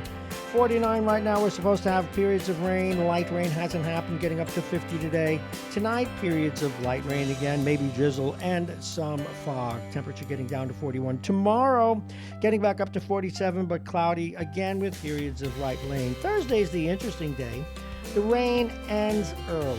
Then mostly cloudy, the high 48 during the afternoon. It'll get down to 26 at night. The bottom half of the hour is brought to you by Aging Issues Management. Their partners, Aging Issues Radio, the law firm of Pena & Con, Dominic's Fine Cigars, and Plug-in Virtual Reality. We gave you a chance to take a break, and we have asked our guest, Damon Jones, wears many hats. He's a publisher, but he also is an activist, and in that role, the head of Blacks in law enforcement here in Westchester County. He's now certified. If you need to go on a diet and get over your blood pressure meds, he can do that for you too, or rather your diabetes meds. He's certified in wellness, in addiction, and also not certified at being addicted, but helping you with it. And believe it or not, a healthy lifestyle, a vegan lifestyle. He can make chicken without the chicken in it, which has just got me spinning my head and has Jovan fleeing for the exits, a friend of the program who stopped by. Now, we asked him in talking about this very interesting dynamic of whereas the district attorney had come out with a list of police officers who had different charges convicted against them, including things like DWI, domestic violence, and other things on the job. What Mr. Jones, if we've understood him right, would prefer to see is a proper list of abuses of power by police officers, such as might be recorded with a Civilian Complaint Review Board and the national organization setting standards called NACO. Please welcome back Damon Jones. Welcome back, sir. Thank you. So Thank we you. give you a chance to create the world as you think it would be best for police officers and corrections officers, and improving their lot as well. Right. You know, you haven't come down condemning anyone. You haven't come out saying everybody should be forgiven either. The approach is balanced, but how do we achieve it? Well, I mean, you have to set up the system. I mean, we know there are national standards in civilian review. What are the kinds of things? Well, the first all is how you take the report. Make sure that you have professional people. Who takes it? Well, you have to set up the board. No, but did you have professionals? Are they lawyers? Are they? Well, usually, if you go by the New York City, they appoint people that have law enforcement background. Mm-hmm. Right, and New York City have their CCRB have their own investigators, mm-hmm. Right. So you investigate the credibility of the complaint, and if the complaint is credible, you make the reports and recommendations to the police commissioner. That's how the CCRB is. Now, do they meet the same kind of resistance? You know, again, idiots like me, we get a lot of this information, of course, from knowledgeable folks like yourself, but we see on TV where every cop hates internal affairs. Do they really hate internal affairs, and do they push back on CCRBs? Yes, police unions often do push back on CCRBs, which I think they push back, but it's the taxpayer's right. Mm-hmm. Of course it is. It's the citizen's right. If you're doing your job, you have nothing to worry about. Well, do you get, for example, yourself as an activist who cares about these things, do you get grief from your peers in these things that you lobby for? Not the peers that I roll with, because we all have that understanding of the responsibility of law enforcement. Mm-hmm. We all understand. So like I don't be around people. You know, we carry ourselves in a certain way, and we expect everybody to. And we are speaking out. Just not. We're in this job to help the community, mm-hmm. and to help law enforcement, and to make that bridge. But it has to, it has to be both ways. If you want to stop no snitching, then you got to pull down the bull wall of silence, right? That's the same thing. Well, that's where I was going with before. Right. You have to do that. So if you want the community to trust you, in turning over their bad guys, you got to be able to speak out against yours. I mean, it's not that many, and that's the sad thing about it. Like, we all know who they are. You do know who they are, don't you? Right, and when they get into that trouble, why are we taking cover for them? I understand the responsibility of the union. So he's a union member, he's a dues paid union member, and it's your right to defend him the best way you can. Mm-hmm. But to totally attack a system of accountability, law enforcement officers are government employees. Mm-hmm. They're checks and balances. You cannot be outside of that process of checks and balance and still take the taxpayers' money. Mm-hmm. You can't do that. And people might get mad at me for that. I really don't care. Well, you can't care and take these kinds of positions. Well, you can care, but you have to balance it with the need. Exactly. But until until when it starts happening to cops off duty, like a lot of issues we talk about, black cops are fall victim of this because they see their color before they see their badge. So how do we stop that? But nobody says nothing with that.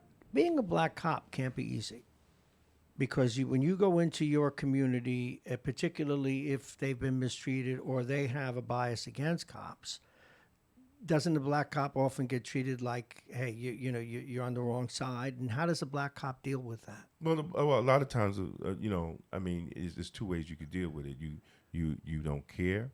But that can't be. You wouldn't be a cop.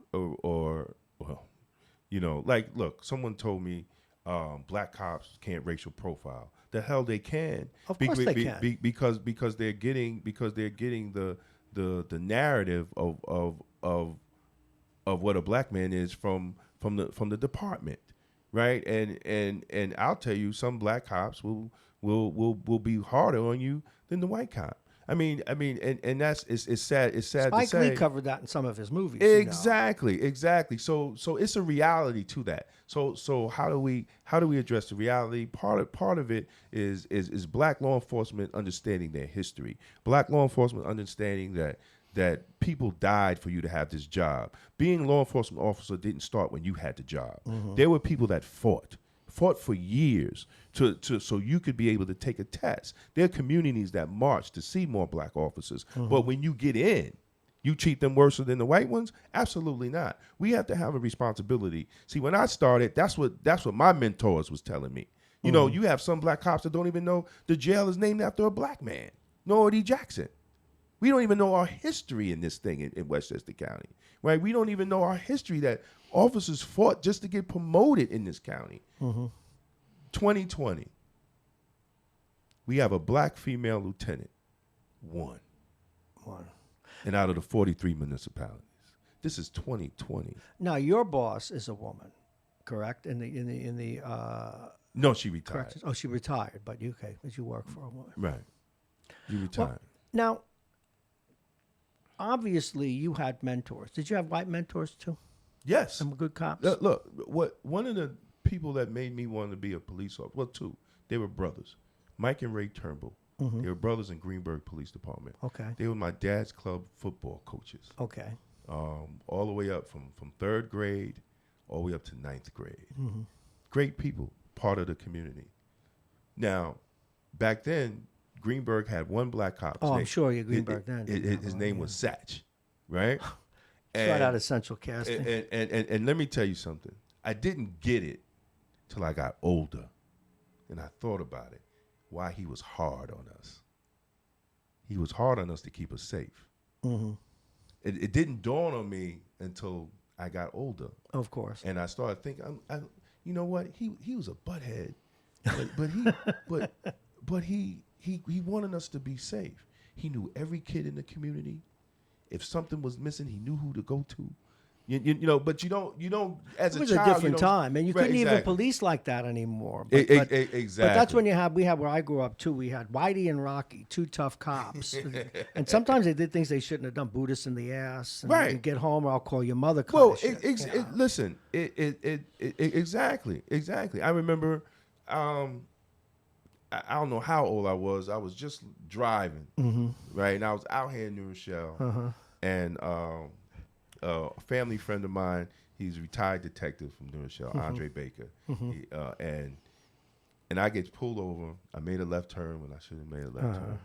So I get pulled over, man, and you know I'm sitting there. There's a whole bunch of us in the car, right? And I hear, Damon, is that you? Oh, gee.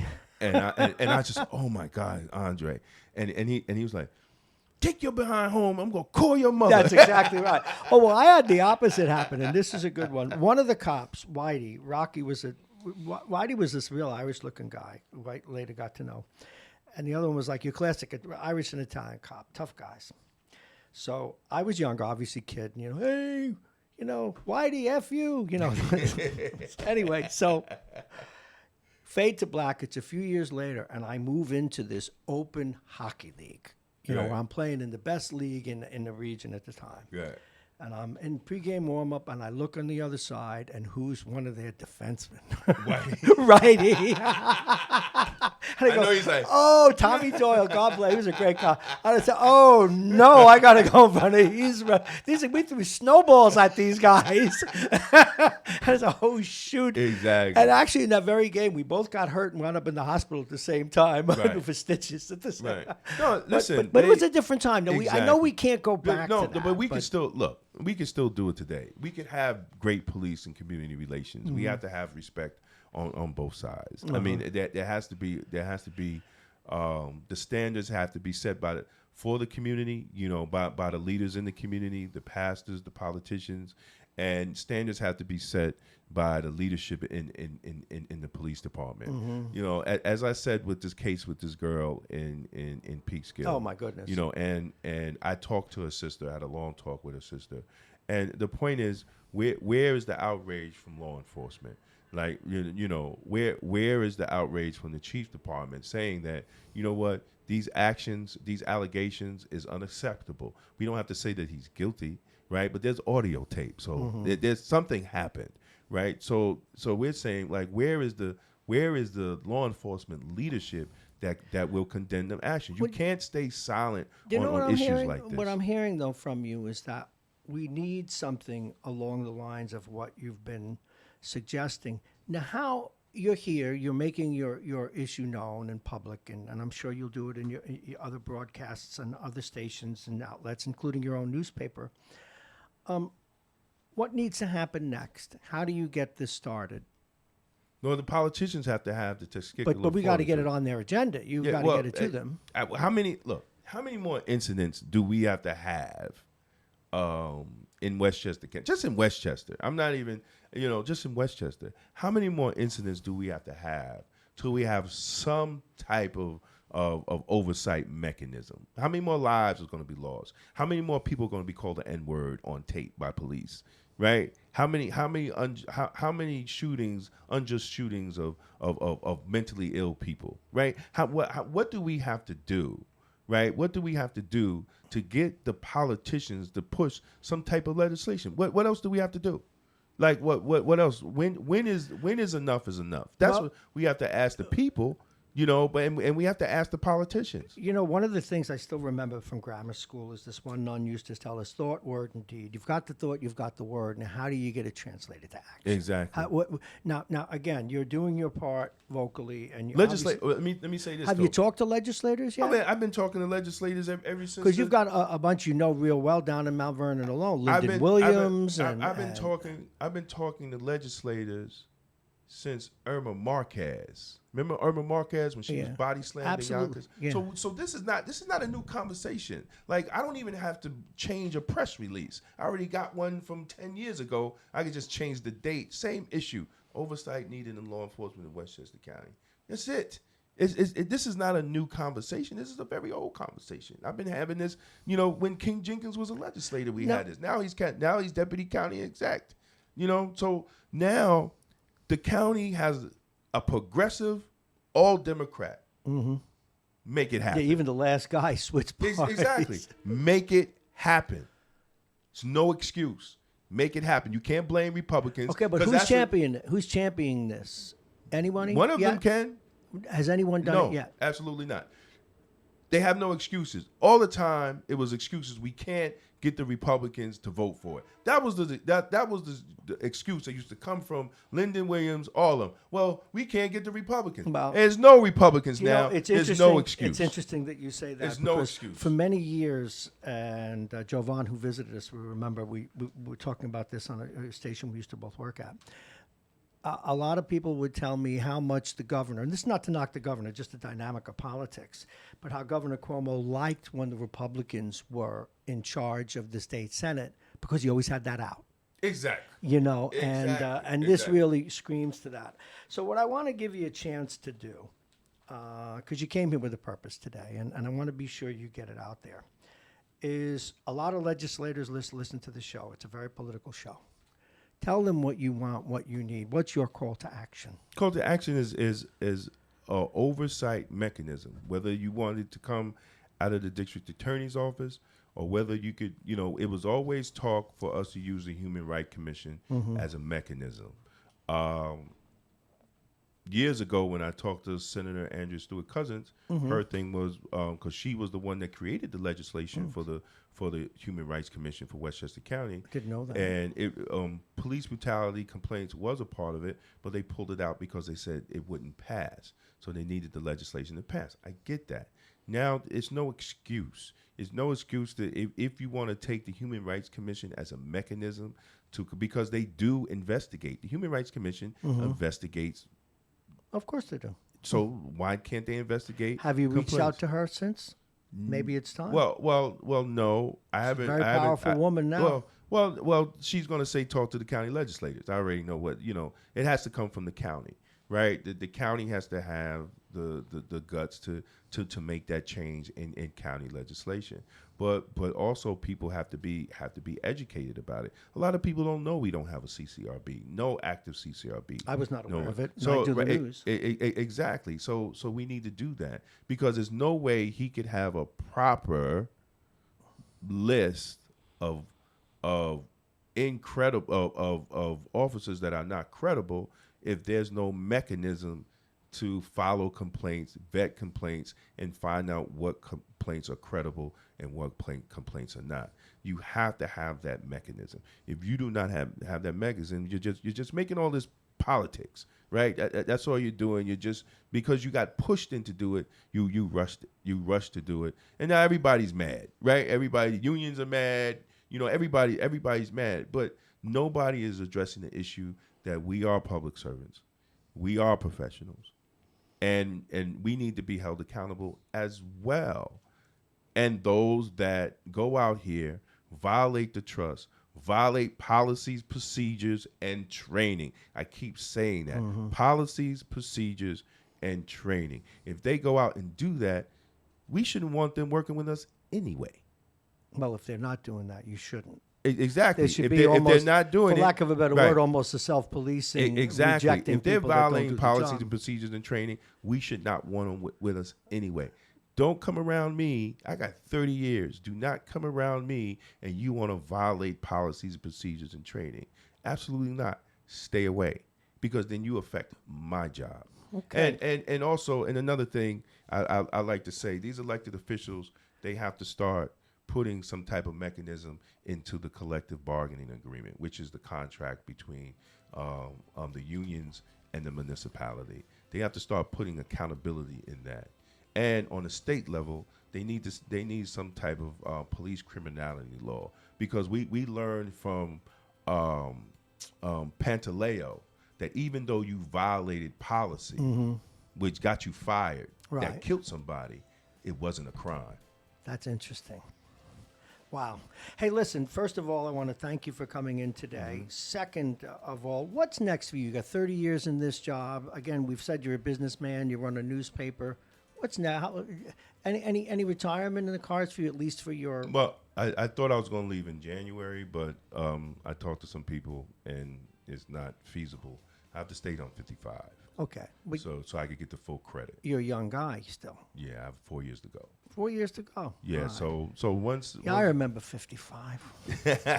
So damn it. So after that, I'm just taking classes, man, getting certified, and I got 2 books I'm working on 2 books right now. I hope you'll come here and promote them. Oh, absolutely. If Black lives really matter, we will eat better. That's 1 book. Oh, then now you're maxing your. I'm still working on this chicken without chicken in it. Jovan started crying when you said you can make chicken with no chicken in it. Right. And then the one that's the problem I'm hoping to come out first is how to survive police confrontation, a history of our struggle from the slave codes to stop and frisk. Well, you should keep doing what you're doing. As you know, this for me now, it's almost coming up on 20 years, a second career and a labor of love. So yeah. But I like your setup, man. I might try to copycat you, man. Well, you can. But you can always come in. You're always welcome here. Hey, listen, man, this is great. Here. Yeah, this is great. Say hello to AJ. Keep him on that diet. Yes, absolutely, absolutely. Now is where he does his work out of? Is it near any pizzerias? Nah, does he get frequent customer miles? I think he does everything by the house, man. I think he does. Oh no, he does. But that's my point. Yeah. He must have that Uber Eats on speed dial. He's gonna kill me. Yeah. You know, I got screamed at my wife because she thought I wasn't going to use it. I spent like $700, $800 for elliptical. For right? who? Elliptical. Oh, for an elliptical? Yeah, one of the real. Yeah, I do 2 miles every day. Okay. You know, I mean that's you know, if I don't do anything else, I do those 2 miles. And your salads. Yeah. Exactly. You know, exciting. I mean, once you start seeing the effects. I got to come and have you talk to my hockey team. By the way, one guy chased me around the rink the other day. He's a little overweight, one of my defensemen. He says he invited 2 guys to the game. Bob, I want you to meet 2 good friends of mine, close friends. And I said, which one's the baker and which one's the chef? Damon Jones, thank you so very much. It's always good to see you. Definitely. And Jovan, I know you just popped in to say hi. Good to see you. Jovan C. Richards is going to be involved with us. We're going to be doing Super Tuesday right here live on Super Tuesday night. I'm Bob Marrone. That pretty much does it for today. We have some people to thank. Damon Jones. We always start with the last first. Professor Jack Breslin. Of course, the callers today, we got some great calls from Mitch and from Tom from Pelham, Jake Schaefer, Mike Duffy, Mike Edelman, Vince Russo, and of course, you, the listener. Thank you very much. Tomorrow, we'll get back to you on tomorrow's show. We've got some special stuff coming up then as well. As for today, we want to thank our sponsors, Aging Issues Management, the law firm of Pena & Kahn, Dominic's Fine Cigars, and Plug-In Virtual Reality. And as always, they've been sponsoring us since the very beginning. Our first sponsor, United Hebrew of Rochelle, top-rated campus of senior care. Visit uhgc.com.